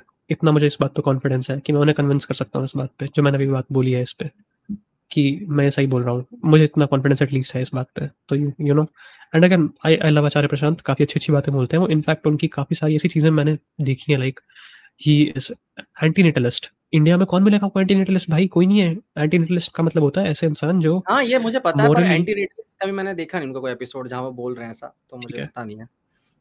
तो बेसिकली इसका मतलब है कि ऑडियंस के लिए मैं बता देता हूँ कि कोई इंसान मॉरली, नैतिक रीजंस के कारण या फिर एथिकल रीजंस के कारण वो बच्चे ना करना डिसाइड करता है, ठीक है। वो एक वीगन है, जो कि अगेन इंडिया में आपको बहुत वेजिटेरियंस मिल जाएंगे बोलेंगे, और वो धर्म की वजह से होते हैं अपने वेजिटेरियंस, कि हम वेजिटेरियन है, हम प्योर वेजिटेरियन, गाय का दूध, प्योरनेस ऐसे ऐड करते हैं कि कुछ शुद्ध है जैसे इसमें, गाय का इम्पोर्टेंस दे नहीं शुद्ध रही है ना भाई, शाकाहारी। यस। गाय को तो कैसे कर दोगे? हाँ, he calls himself a vegan, और उसके लिए उनके पास आर्गुमेंट्स भी अच्छे खासे हैं, तो I respect him like that, काफ़ी सोच समझ के वो बातें बोलते हैं। But again I disagree, so about या वन थिंग जो मैंने बता दी यहाँ पे। ये तो ये देखा होगा आपने कि चाहे एक इंसान कितनी अच्छी बातें बोले, चाहे ओशो का एग्जांपल ले लो या जेके मूर्ति का, तो मैंने फैंस नहीं देखे हैं अभी तक उतने फैनेटिक। हम्म, ओशो के फैन हो गए, आचार्य प्रशांत के फैन हो गए, ये जो भी टीचिंग्स लेके आते हैं ये कभी अप्लाई नहीं करते रियल लाइफ में, इनको बहुत बुरा लगेगा। मतलब जैसी इनकी लैंग्वेज देखोगे आप कमेंट्स के अंदर, ठीक है, मतलब ये इतना पागल हो जाते हैं ना। मतलब एक होता है कि भैया ठीक है आपने कुछ बोला और आपको क्रिटिसाइज किया, ठीक है, कंस्ट्रक्टिव क्रिटिसिज्म, लेकिन यहाँ पे सीधी सी बात है, आपको ऐसी भद्दी गद्दी गालियां दी जाएंगी, आपको ऐसे बातें बोली जाएंगी ना, आपको यकीन नहीं होगा कि ये इंसान, मतलब ये बोलेगा मैं 5 साल से आचार्य प्रशांत को सुन रहा हूँ। और 5 सेकंड में आपको उसकी हम्म, 5 मतलब वर्ड्स के अंदर आपको पता चल जाएगा उसने कितना सीखा है उससे। मतलब मुझे लगता है वो लाइफ में अप्लाई नहीं करते हैं, वो बस ये ठीक है भाई मैं जैसा सोचता हूँ मेरी दुनिया जैसी है, आचार्य प्रशांत ने कंफर्म कर दिया वैसी दुनिया है, खत्म कहानी भाई, मुझे ऐसे ज्यादा कुछ नहीं चाहिए, मैं अप्लाई नहीं करूंगा, मैं नहीं बढ़ूंगा आगे लाइफ में। ये मैंने ओशो में भी देखा है, इवन ओशो में मैंने जो पॉडकास्ट किया था, मैंने बस थंबनेल में ओशो इज ओवररेटेड लिखा है। ओशो की इतनी तारीफ करी है मेरे गेस्ट ने, जहीन भाई ने, भाई बंदे ओशो नहीं हो तुम, पता नहीं क्या क्या बातें बोल रहे थे यार। मैं ये तो मतलब फिर यार, आपने मधुमक्खी के छत्ते में हाथ डालने वाला काम किया है। मतलब यार सीरियसली ये एक मैं बच्चों से याद आया, जब ये एंटीनेटलिज्म वाली बात बोल रहे थे, मैं ट्विटर पे देख रहा था, अभिनव अरोरा को जानते हो आप? हाँ जानता हूँ, वो जानता हूँ। मुझे फर्क नहीं पड़ता, वो वाला बच्चा, वो अब बाबा बन हम्म, चुका ऑफिशियली, वो कथावाचक, उसकी फोटो आई है। और जब वो राइट। फोटो मैं देख रहा था ना, आई वाज लाइक कि यार, लाइक ये कैसे पेरेंट्स है? पहली बात तो सीधी सी बात है, मुझे बहुत गुस्सा आता है ऐसे हम्म, पेरेंट्स पे यार, कि तुम करना क्या चाहते हो, लाइक तुम क्या ठीक है भाई भगवान की भक्ति करो, मैं कभी कुछ नहीं कहता किसी को यार, भगवान की भक्ति करो अच्छी बात है, बट उस बच्चे का फ्यूचर दाव पे क्यों लगा रहे हो? लाइक मतलब क्या तुमने पुश किया है, क्या वो अपनी मर्जी से कर रहा है, क्या है रीजन। ऐसे मैं कितने व्लॉग्स देखता हूँ जिसमें छोटे छोटे बच्चे बस कैमरे का फ्रंट, जो वो मोबाइल है उसका फ्रंट कैमरा ऑन करेंगे और बस कुछ बकवास करेंगे, छोटी छोटी प्यारी सी क्यूट लगते ही हैं, मिलियंस ऑफ व्यूज आ जाते हैं, और पेरेंट्स उसका फायदा उठा रहे हैं, ठीक है, और वो लिख देते हैं उसमें बायो में मैनेज बाय हर मदर और मैनेज बाय हर फादर। और ठीक है भाई, पैसा कमा रहे हो अच्छी बात है, पर बच्चे का क्या। आपने कभी कमेंट्स जाके पढ़े हैं इनके, जब बच्चे जो होते हैं, हाँ जब मैंने जब कुछ पढ़े हैं। एंड ना आप देख। मुझे जब मैं ये सब देखता हूँ लाइक ऐसे कि अभिनव अरोड़ा का जो मैंने केस देखा था, तो तब मुझे रियलाइज़ हुआ कि इंडिया में एक्चुअली क्या कहते हैं, लॉजिकल आयाम जैसे लोगों की ये जगह है, ठीक है। ऐसे लोग हमें चाहिए अभी फ़िलहाल के लिए, I will be very honest. ऐसा नहीं है कि वो यूज़लेस आदमी है एक नंबर का, आई एग्री, कि आई जो एग्री।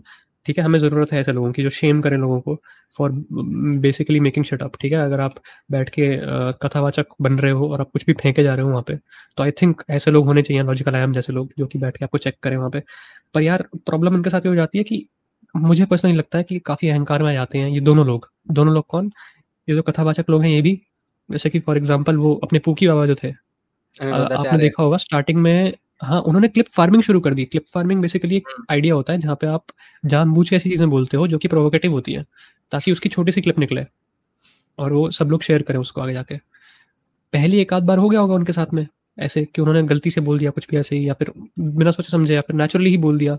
बट उसके बाद से क्लियर पैटर्न दिखता था कि वो इंसान जानबूझ के छोटी छोटी क्लिप्स फार्म कर रहा है, ठीक है। पीआर टीम होती है ना इनकी। अनुराधाचार्य जो है, बिल्कुल होती हैं, वो उन्हें बताती हैं कि आपका ये चीज़ काम कर रही है, ये चीज़ काम नहीं कर रही है।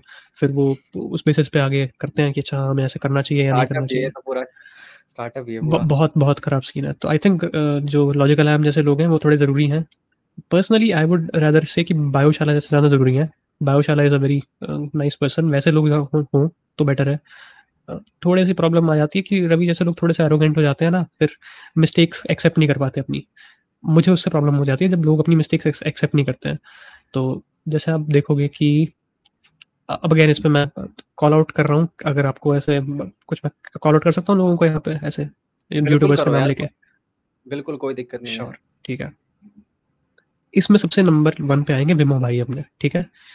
अगर उनसे कभी गलती होती है, मैंने आज तक नहीं देखा उन्हें कभी गलती मानते हुए अपनी। एक ही स्ट्रीम, आप समझो कि एक स्ट्रीम का डिफरेंस था। एक स्ट्रीम में मैं गया विमो से बात करने कंटिजेंसी आर्गुमेंट के ऊपर, और उसने हक दिया बहुत बुरे तरीके से। अगली स्ट्रीम में भार्गव गया सेम कंटिजेंसी आर्गुमेंट पे बात करने, और हम दोनों ने सेम पॉइंट्स रखे और वो दोनों के सामने सेम क्लूलेस रहा है, ठीक है। और ही डिडंट एक्सेप्ट इट। मैं अगर पर्सनली मैं हूँ तो मैं बोल दूंगा कि अच्छा मुझे नहीं आइडिया है कि क्या चल रहा था, भाई ऐसे कोई आगे कुछ बोल गया विच वॉज वेट अबव माई पे ग्रेड, मुझे नहीं समझ आ रहा कि क्या बोल के गया है, teach me educate me I will learn वगैरह वगैरह जो भी है। वो you can never find him doing that. He is always like कि मैं सही हूँ, मैं सही हूँ, मैं सही हूँ। ये आ जाता है आफ्टर सम पॉइंट। और ये सेम चीज़ ये बाबा लोगों में भी आ जाती है, राइट। अनुराधाचार्य वगैरह जो है इनमें भी आ जाती है चीज़। तो इनको आई थिंक हम्बल करने के लिए कुछ लोगों का होना ज़रूरी है, आई थिंक दैट। तो इस केस में विज्ञान दर्शन है आई गेस उनको हम्बल करने के लिए। तो मुझे नहीं पता, बट आई गेस जो मेरा आप कमेंट की बात कर रहे थे कि मैंने कमेंट किया था आपके उस पर, उससे ये बात निकल आती है अब यहाँ पे कि मैंने कमेंट इसलिए किया था क्योंकि मुझे आफ्टर सम टाइम वाचिंग विज्ञान दर्शन मुझे लगा कि यार कितना अच्छा काम कर रहा है लड़का, है ना। जैसे उसकी भी एज अप्रोक्सीमेटली मेरी जितनी है विज्ञान दर्शन की एज, आई थिंक मुझसे 1 साल बड़ा ही होगा वो, ज़्यादा से ज़्यादा।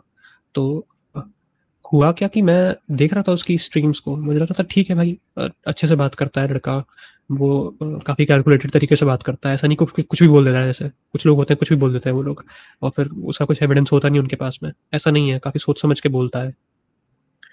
और पकड़ भी रहा है ऐसे लोगों को, सेम लोगों को जिनके साथ मेरी बीफ है। मेरी बीफ किसके साथ थी उस टाइम पे, you guys don't know, but start करी थी मैंने विमो से बीफ, ठीक है। विमो से सबसे पहले मैंने ही जाके पंगे लेने स्टार्ट किए थे।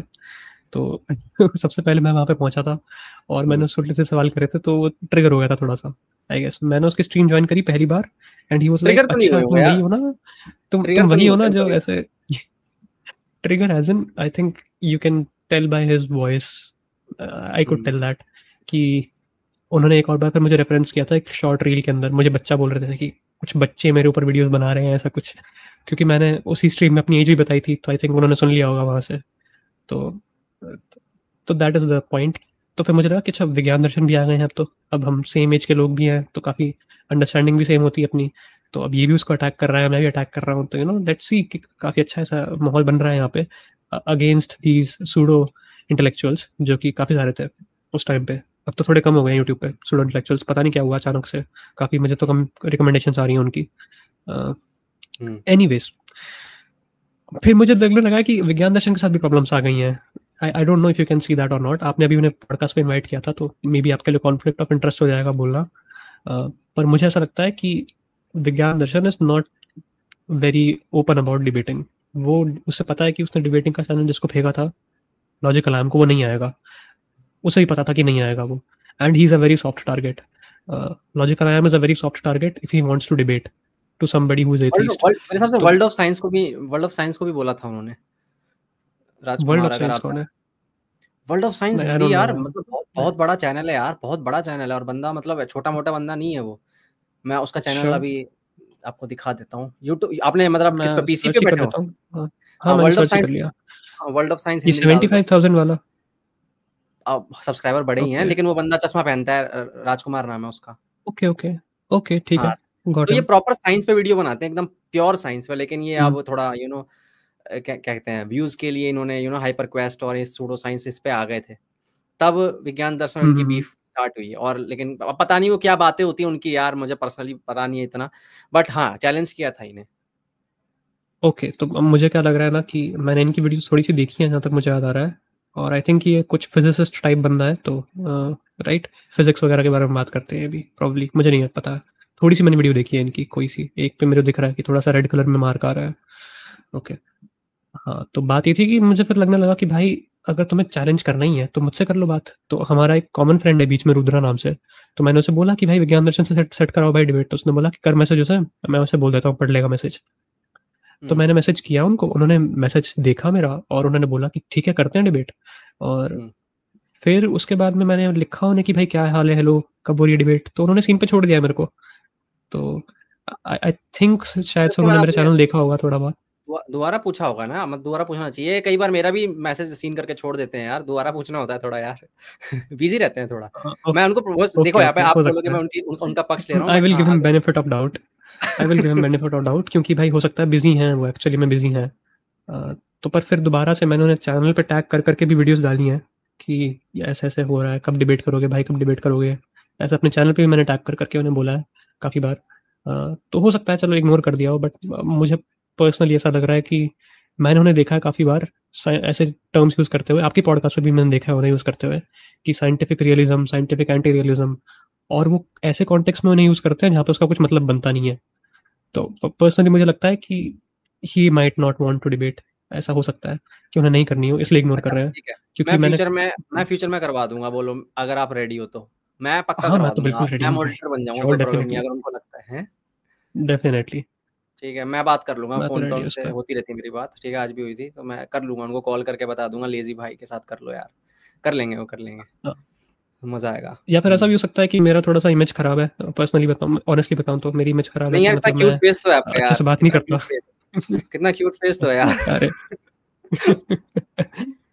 मेरी इमेज भी हाँ, खराब है कि भाई लेज़ी गाली देता है, क्योंकि एक मुझे पता है यूट्यूबर थे उनके साथ हो गई थी गाली-गलौच। ये मुझे पता है एक फंडा समझ नहीं आता, लाइक अगर हमारे व्यूज़ नहीं भी मिल रहे तो फिर भी मतलब मुझे ना वो चीज़ समझ नहीं आती कि यार हम मतलब बात करना क्यों बंद कर देते हैं, हम नफ़रत करना क्यों शुरू कर देते हैं। भाई मैंने कितने लोगों के साथ पॉडकास्ट किया है, हुँ, मेरे साथ उल्टा ये हुआ है कि मेरे को ही लोगों ने छोड़ा है। मतलब मैं तो हमेशा रेडी हूँ, आज आपको नहीं बुलाया, अभी इतने रिलीजियस लोगों को बुलाया है मैंने, रिलीजन सनातन समीक्षा हो गए, सनातन रिवील भाई हो गए, सबको बुलाया है मैंने, विमो भाई हो गए, मैं आज भी रेडी हूँ भाई सबको बुलाने के लिए। मुझे बात करना अच्छा लगता है यार, मुझे ऐसे ये नहीं है भाई कि हाँ भाई एक पक्ष को बुला रहा हूँ और बस उसी का हो जाऊँ। मैं राइट विंगर को क्यों बुलाने लग गया, सारे बोलने लगे भाई राइट विंग वाले को बुला रहा है, मैं राइट विंगर हूँ, मैं राइट वाले को बुलाता हूँ। बट लेफ्ट वालों ने मना कर दिया कि हम नहीं आएँगे क्योंकि राइट विंगर है। ये लेफ्ट वालों के अंदर बहुत प्रॉब्लम दिखी है मुझे, राइट। लेज़ी भाई, ये मुझे बहुत दिखी है। उनको अपने अभी बिलीफ ही चैलेंज करने पसंद नहीं है, ये मैंने भी देखा है काफ़ी। मैं चैलेंज भी नहीं कर रहा हूँ, मैं तो कर रहा हूँ चाय पिएँगे ना बैठ के यार, बात करेंगे ना इधर-उधर की, मूवीज़ की बात कर लेंगे यार बैठ के, क्या बात है? मैं नहीं, तो नहीं, आपसे भी नहीं, पहले आई डिसएग्री। मैं आपको जैसे मैं ये एक अच्छी बात है उल्टा, ये कोई बुरी बात नहीं है कि मैंने जब आपकी स्ट्रीम देखी थी विज्ञान दर्शन के साथ में, पॉडकास्ट सॉरी, तो उसमें आपने अच्छे से चैलेंज किया था विज्ञान दर्शन को। मैं बहुत ही कम पॉडकास्ट ऐसी देखता हूँ जहाँ पे सामने वाला क्वेश्चंस पूछ रहा है ऐसे पॉडकास्टर कि भाई ये क्लियरिफाई करो इसको अच्छे से, ऐसा नहीं होता है, ऐसा साइंस में नहीं होता वगैरह वगैरह। प्रेस किया था आपने काफ़ी जगह पे उसको। तो मुझे अच्छा लगा देख के कि चलो भाई प्रेसिंग वगैरह चल रही है, ऐसा नहीं है कि सिंपल ऐसे जो लॉजिक आया कहता है कि मुंडी हिलाई जा रही है, वैसा नहीं है। सच्ची में पूछे जा रहे हैं क्वेश्चन सामने से, जो कि होना चाहिए। पर्पस ही क्या है पॉडकास्ट का? अगर आप खुद ही को सेटिस्फाई नहीं कर पा रहे हो सामने वाले की बातों से, अगर आपको सिर्फ हाँ ही करनी है, हाँ ही करनी है, तो फिर उसकी वीडियो देख लो, वीडियो देख के बोल दो कि हाँ हाँ हाँ सही बोल रहे हो आप, है ना। जब तक आपको क्रॉस क्वेश्चनिंग नहीं करनी, तो पर्पस क्या हुआ पॉडकास्ट का? तो मुझे लगता है कि आपकी पॉडकास्ट उस मामले में बहुत अच्छी है, और उन्हें भी पता है जो लेफ्ट विंगर वाले हैं कि अगर वो आएंगे तो क्रॉस क्वेश्चनिंग होती है, it is part of the game, और अगर नहीं मैं भी है यहाँ तो दे पे आर आपको afraid of that, I guess. मैं यहाँ आपको थोड़ा बताना चाहूंगा, ये मैंने अभी रिसेंट में किया है। मैं पहले मैं बियर बाइसेप्स ही था, मैं आपको ऑनेस्टली बता देता हूँ कि मैं भी बहुत मुंडी हिलाई है मैंने, ठीक है। कुछ कुछ जगह ऐसी है जहाँ पे मैं बाद में रिग्रेट करता हूँ कि यार मैंने यहाँ क्यों नहीं टोका इस इंसान को। मतलब जब मैं एडिटिंग के वक्त देखता हूँ कि यार यहाँ मुझे टोकना चाहिए था, इस बंदे ने ऐसी बात बोली है कि मैं इसे डिसएग्री कर रहा था, और मैंने बोला चलो ठीक है अभी चलने देते हैं। तो ये मैंने अभी रिसेंट में किया है, तो प्लीज ये तारीफ मुझे जची नहीं रही, मुझे अच्छा लग रहा। मैं कर नहीं रहा नहीं, हूँ मैंने कोशिश। आपको पहले भी देखा था, लाइक मैं आपको तब से देख रहा हूँ जब आपकी जो व्यू पॉइंट था वो थोड़ा सा लेफ्ट था, ठीक है। तब आप विमो और अर्पित द्विवेदी वगैरह, त्रिवेदी के, आई एम कंफ्यूज जो भी है उनका नाम, उनको बुलाया करते थे। तो उस टाइम पे मैं देखा करता था आपको, उस टाइम पे भी मुझे ये लग रहा था कि यार ये तो, उस टाइम पे मैं ऑनेस्टली बोल रहा हूँ कि मुझे लगता था कि यार he he is stuck on the wrong side, ठीक है। मुझे आपका हमेशा लगता था ये बात कि he this guy is stuck on the wrong side, ठीक है, अभी के लिए, but eventually he will grow out of it. क्योंकि सामने ना इतने ज़्यादा प्रिपेयर्ड पॉइंट्स बोल रहे थे वो लोग, आप समझ रहे हो, ऐसा भी नहीं था कि उनके दिमाग में कुछ चल रहा हो वो उसको बोल रहे हो क्लियरली। मैंने जितनी भी स्ट्रीम्स देखी हैं आपकी विमो के साथ में, इतने ज़्यादा प्रिपेयर्ड पॉइंट्स थे ना कि जाति व्यवस्था ऐसे होती है, इसलिए टेम्पलेट। आज के डेट में सब कुछ एवरीथिंग बेस्ड ऑन, पूरी टेम्पलेट थी वो, कि प्री प्रिपेयर्ड थी, स्पीच थी पूरी, ऐसा लग रहा था। तो वहाँ पे I would love to push back him on a lot of things, ठीक है। तो मुझे इसलिए थोड़ा बहुत आपको लगा था कि यार ये नहीं, आप सही बोल रहे हो कि पहले नहीं करते थे आप ऐसे। पर मैंने रिसेंटली आपकी जो 2-4 पॉडकास्ट देखी हैं, सनातन समीक्षा वाली मैंने पूरी नहीं देखी क्योंकि पर्सनल रीजन है मेरे सनातन समीक्षा वाली, बट एनीवेज जो दूसरी देखी थी तो उसमें आई कुड टेल कि हाँ आप पुश बैक कर रहे हो अच्छे से, तो उसलिए मैंने तारीफ करी आपकी, which is very difficult to do. मैं सच्ची बता रहा हूँ, अगर आप अपने पॉडकास्ट पे आए हुए गेस्ट को आप गुस्सा करना रिस्क कर रहे हो बेसिकली, वो अब दोबारा नहीं आएगा कभी भी, ऐसा रिस्क, ये रिस्क ले रहे हो आप। क्योंकि कुछ लोग होते हैं इतने नैरो माइंडेड, जो कि उनसे आपने अगर कुछ क्वेश्चन पूछ लिए वहाँ पे, तो they will never ever return फिर उसके बाद में। मेरे साथ हुआ है ऐसा, एक्चुअली में काफी बार हुआ है। I know. मैं पिछले 1 साल के एक्सपीरियंस से बता रहा हूँ। मैं आई थिंक 100 लोगों को मैं अप्रोच कर चुका हूँ ऐसे, और काफी के साथ पॉडकास्ट किया भी है। कुछ के साथ नहीं हो पाई, बात नहीं बन पाई, कॉल पे ही बात कट गई। और मैंने ये कितनी बार लाइव में आके भी बोला है कि ये लेफ्ट वालों का बहुत चोचलेबाजी रहती है, राइट वाले हमेशा रेडी है। देखो विज्ञान दर्शन भाई को मैंने ऐसे, मतलब जो भी मैंने क्रॉस क्वेश्चन किया, वो दोबारा मेरे से रेडी हो जाएंगे बात करने के लिए, ठीक है। मुझे पता है वो कभी ये नहीं बोलेंगे रवि ऐसा है वैसा है, कुछ भी है ना। उनके फॉलोअर्स बोलेंगे कभी भी ना, मेरे को कोई थीस्ट आके ये नहीं बोलेगा भाई तू एथीस्ट को क्यों बुला रहा है, पर एक एथीस्ट जरूर आके मुझे बोल देगा भाई तू थीस्ट को क्यों बुला रहा है। मैंने ये पैटर्न पूरा राइट। नोटिस किया पिछले 1 साल में, और आई वाज लाइक यार अरे कर लो ना बात यार, क्या हो जाएगा भाई, क्या तुम्हारे चैलेंज क्या होता है, तुम थोड़े अनकंफर्टेबल हो जाते हो। वही हम पहली वाली बात पे पहुंच गए कि थोड़े से अनकंफर्टेबल हुआ और तुम्हें बुरा लग गया। थोड़ा भाई होना सीखो यार इस चीज को। ठीक है भाई तुम्हारे थॉट्स है ना, अच्छा अगर तुमने आर्गुमेंट बना रखे होंगे तो कैसे कोई तोड़ देगा कि सुन लो एक बार उसको। अब वो इवोल्यूशन वाला एग्जांपल ले लो, एग्जैक्टली। संजय जी के साथ मैंने इवोल्यूशन में पॉडकास्ट किया था, वो क्रिएशनिस्ट थ्योरी लेके आ रहे थे। अब मैं जानता हूँ यार, मतलब मैंने साइंस बैकग्राउंड से हूँ, मुझे पता है भाई कि इवोल्यूशन क्या है। एक मतलब लिटरली में बोलना नहीं चाहिए, पर मैं इवोल्यूशन के मामले में बोलता हूँ भाई, वो फैक्ट है कभी, ठीक है। मतलब बोलना नहीं चाहिए किसी भी साइंटिफिक थ्योरी के लिए, क्योंकि भाई वो इतना मतलब 150 साल तो हो ही गए होंगे, मतलब मेरे हिसाब से जब से डार्विन ने काम किया है जो भी है यार, वो थ्योरी राइट। एस्टेब्लिश हो चुकी है अच्छे तरीके से। बिलियंस ऑफ एविडेंस है, पहाड़ खड़ा हो रखा है भैया, पहाड़ खड़ा हो रखा है। मैं मानता हूँ कि फॉल्सिफाई करने के लिए एक एविडेंस ही चाहिए होता है, लेकिन फिर भी। और फिर मुझे पता था कि मैं किसी भी क्रिएशनिस्ट, अब जो कोई मेरे पास आता है ना, तो मैं उससे बात करने को तैयार हूँ। उससे मैच मेरा भाई इवोल्यूशन चैलेंज नहीं हो रहा है, मुझे पता है कि वो क्या है, और मेरे को पता है कि साइंस ने क्या दिया है भाई इवोल्यूशन के जरिए। तो सामने वाले को दिक्कत होनी चाहिए, ठीक है। और मेरे को सब गाली दे रहे हैं भाई तू ऐसे बंदे को प्लेटफॉर्म मत दे यार, क्यों, क्या हो जाएगा, एक बार सुन तो, तेरे ही तो आर्गुमेंट अच्छे होंगे ना, शार्प होंगे कि देखो भाई ये बंदा ये आर्गुमेंट लेके आ रहा है, राइट। इसमें ये फ्लॉज है ना, सीधी सी बात है। बिल्कुल, मैं एग्री हाँ करता हूँ आपके साथ इस बात पे कि चैलेंज करना आज के टाइम में, बट एक चीज़ पे मैं डिसएग्री करता हूँ। आपने बोला था कि मैंने कभी ऐसा नहीं देखा कि थीस्ट लोग आके मुझे इसलिए गाली दे रहे हो कि तू एथीस्ट से क्यों ऐसे एसोसिएट कर रहा है अपने आप को। ये पर्सनली, मैं जब किसी हिंदूज के साथ एसोसिएट होता हूँ तो उसकी ऑडियंस से बोलती है, राइट, कि आप एक एथीस्ट के साथ क्यों एसोसिएट कर रहे हो। और ये हो चुका है मेरे साथ में, तो मुझे पता है कि ऐसा होता है। आप लकी हो इस मामले में कि आपके तक अभी वैसी ऑडियंस नहीं पहुँची है। ये होता है, दोनों साइड में टॉक्सिसिटी है। तो आई ये तो वुडंट है। से कि अच्छा एक साइड में टॉक्सिसिटी नहीं है, दोनों में है टॉक्सिसिटी। और ये दिखती है। अब इसमें क्या क्या बोले, मतलब मुझे तो अटैक ही इसलिए किया गया था इनफैक्ट। जो आपके एक गेस्ट आ चुके हैं पहले, उन्होंने मुझे अटैक इस बेसिस पे किया था कि मैं एक एथिस्ट हूँ और मेरा दोस्त हिंदू है। इस बेसिस पे मुझे अटैक, आप समझ रहे हो, इस लेवल तक है उस साइड भी डॉगमेटिज्म है, बहुत है। तो यार हमने कुछ डिसाइड नहीं किया था और हमने कहाँ से कहाँ फ्रीडम ऑफ स्पीच और एथिज्म पे आ ही गए। मैंने बोला था कि एथिज्म पे बात नहीं होगी, वैसे एथिज्म के अंदर गए बोर हो नहीं, बट चुके हैं। उसका हाँ, पर ये मैं सच्ची में यार मतलब बोर तो नहीं हुआ हूँ, क्योंकि मतलब मैं चाहता हूँ कि जब भी मैं किसी के साथ पॉडकास्ट करूँ तो मैं कुछ ऐसा नया लेके आऊँ, लाइक उससे कुछ मुझे कुछ नई चीजें मिले, सीखने को मिले, और मैं सीख भी रहा हूँ, अच्छी बात राइट। है, मजा आ रहा है। मैं एक चीज और पूछना चाहता था आपसे। एक्चुअली मैं पढ़ रहा था जिसके बारे में, इसके बारे में एक वीडियो बनाऊंगा, शायद नेक्स्ट हफ्ते आएगी। ठीक है। अ, एक ना मतलब सोशल मीडिया पे आप देखते हो कि एक जेंडर वार चल रहा है। आप ये बहुत स्टार्ट हो ही गया है, मतलब पिछले 3-4 साल से मैं नोटिस कर रहा हूँ। अब तो बिल्कुल ही बढ़ गया, जब अतुल सुभाष केस हुआ है और ये ड्रम वाला केस हुआ है, तो ये जेंडर वार बहुत बढ़ गया है। ठीक है, अब आपको वेस्ट का पता ही है कि जब जेंडर वार होता है तो क्या होता है, लाइक जो फैमिली होती है वो कितनी टूट जाती है, और वो सिंगल पेरेंट फैमिली बन जाती है। ठीक है, राइट। आई डोंट नो, उस पर अभी रिसर्च ज़्यादा हुई नहीं है साइकोलॉजिकली कि वो बच्चे के ब्रेन पे, डेवलपमेंट पे कितना असर डालती है, तो मैं उस पे नहीं आऊँगा क्योंकि वो बहुत ज़्यादा खराब हो जाएगा, क्योंकि वो कल्चर भी अलग है वहाँ का, तो उसको मैं यहाँ अप्लाई नहीं करूँगा। हाँ। तो क्या आपको लगता है कि ये मतलब जेंडर वार, पहले मैं जानना चाहूँगा कि जेंडर वार को आप देखते कैसे हैं? लाइक मतलब आपके हिसाब से ये क्यों हो रहा है, और इसको कौन मतलब पुश कर रहा है? किसकी तरफ ज़्यादा पुश आ रहा है, लाइक दोनों जेंडर में से? या फिर कुछ और कोई ऐसा और थर्ड पार्टी कोई बंदा बैठा है जो इसको पुश कर रहा है? लाइक जैसे कि कभी-कभी बोला जाता है, मैं रेडिट पे पढ़ रहा था कि कैपिटलिस्ट हुँ। करते हैं भाई, क्योंकि उस उनको ही फ़ायदा होता है। जब 2 बंदे अलग होंगे तो कैपिटलिज़्म ही जीतता है हर बार। हाइपर इंडिविजुअलिज़्म को प्रमोट करते हैं वो। तो आप कैसे देखते हो लाइक इन सब चीज़ों को पूरी? यार मैं ये तो नहीं बोलूँगा, कोई कॉन्स्पिरेसी तो मैं नहीं दूँगा इसके लिए। मुझे जैसा कॉन्स्पिरेसी समझ नहीं, आता है मैं बता दूँगा आपको। कॉन्स्पिरेसी नहीं है, मतलब हाँ। लाइक मतलब कोई एक एजेंसी तो है ना, मतलब कुछ तो कहीं से तो कुछ हो रहा है ना, लाइक मतलब ऐसा थोड़ा ना है कि नहीं, अपने इतना आप ही हवा में। सेंट्रलाइज़्ड नहीं है। ये तो दिख ओके। जाता है पैटर्न्स में कि बहुत रैंडमली हो रही हैं चीज़ें। कुछ इतना सेंट्रलाइज़्ड होता तो एटलीस्ट हमें दिखता कि अच्छा इस चीज़ के बाद ऐसा हुआ, वैसा हुआ। कुछ लिंक्स मिल जाते हैं जो मुझे एटलीस्ट मुझे तो नहीं दिखते हैं।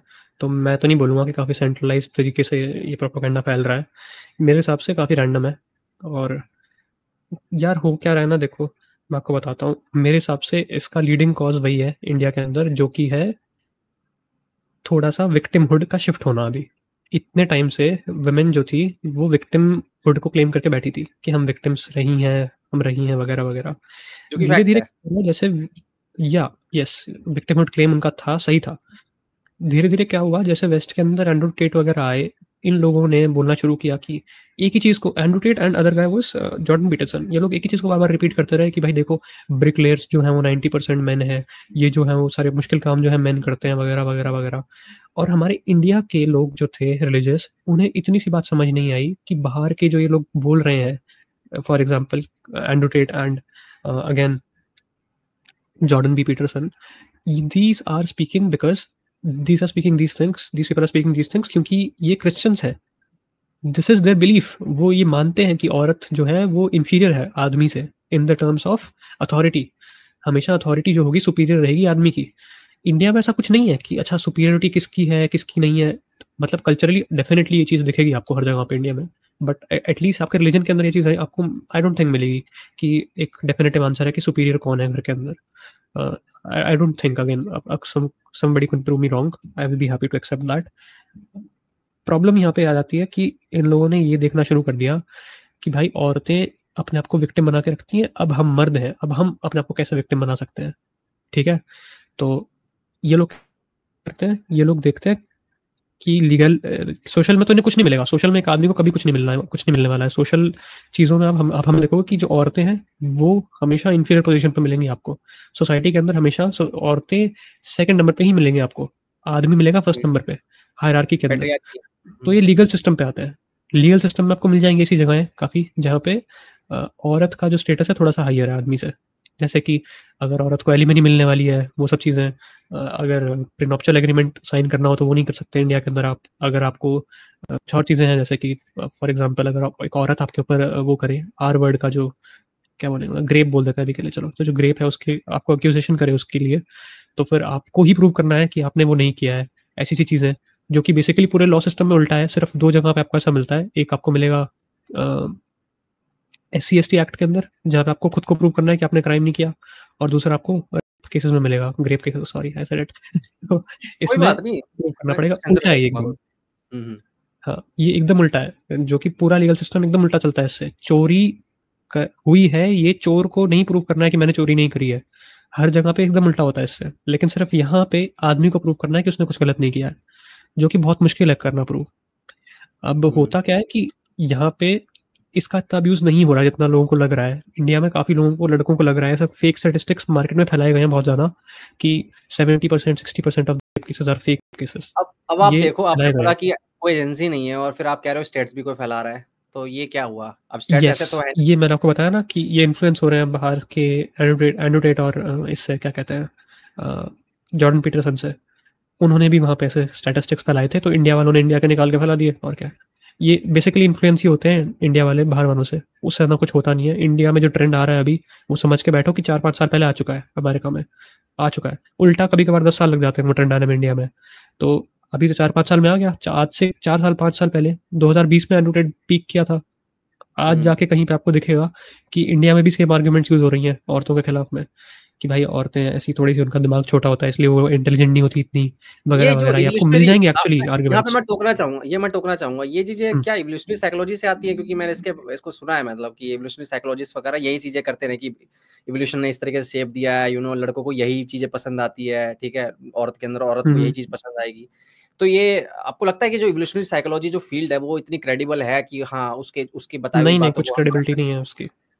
एवोल्यूशनरी साइकोलॉजी की बहुत कम क्रेडिबिलिटी है, और ये कोई एवोल्यूशनरी बायोलॉजिस्ट होगा तो वो खुद भी बता देगा कि एवोल्यूशनरी साइकोलॉजी में 80% चीज़ों की अप्रॉक्सिमेटली कुछ, मतलब मेजॉरिटी बोलूँगा, 80% नहीं बोलूँगा, फिर मेरे को समबडी विल से कि अच्छा 80% दिखाओ कहाँ से उठाया तुमने।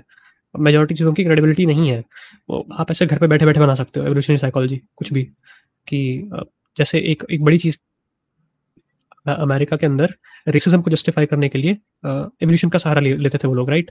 आपको लग रहा होगा हुँ, कि अच्छा कैसे भाई, कि अच्छा जो काले आदमी हैं वो ज़्यादा करीब हैं बंदरों के अभी, और हम जो गोरे आदमी हैं वो ऊपर उठ चुके हैं उनसे थोड़ा-सा, हमारा एवोल्यूशन ज़्यादा हो चुका है उनसे। एक तो ये एक लाइन ऑफ आर्गुमेंट था, उसके अलावा लाइन ऑफ आर्गुमेंट ये भी था, बहुत स्ट्रॉन्ग और वैलिड आर्गुमेंट है ये बाय द वे, कि जो जिन लोगों का स्किन कलर डार्क है, उन लोगों को अगर आप एनालाइज़ करोगे तो क्यों हुआ है? क्योंकि उनका सन एक्सपोज़र ज़्यादा है। ठीक है, सन एक्सपोज़र किसका ज़्यादा होगा? जिसको मैनुअल लेबर करना होगा, जिसको हुँ, फिज़िकल काम करने होंगे बहुत ज़्यादा। सन एक्सपोज़र किसका ज़्यादा नहीं होगा? सन एक्सपोज़र उसका ज़्यादा नहीं होगा जो सेठ आदमी है, जो घर पे बैठा है अपना, वो काम आउटसोर्स करा रहा है अपना दूसरों से, जो हुँ, फार्मर है, लेकिन उसके अंडर फार्मर्स काम कर रहे हैं। उस आदमी का सन एक्सपोज़र कम होगा। तो उन लोगों ने ये थ्योरी बनाई थी कि भाई, हुँ, अगेन यूजिंग एवोल्यूशनरी साइकोलॉजी, कि हम लोग ब्लैक पीपल को इसलिए हेट करते हैं या फिर उन्हें इसलिए छोटा गंदा समझते हैं क्योंकि अ, किसी का स्टेटस क्या है ये आप उसके स्किन के कलर से बता सकते हो। जिसका स्किन का कलर इतना पेल है, इसका मतलब है उसका सन एक्सपोज़र कम है।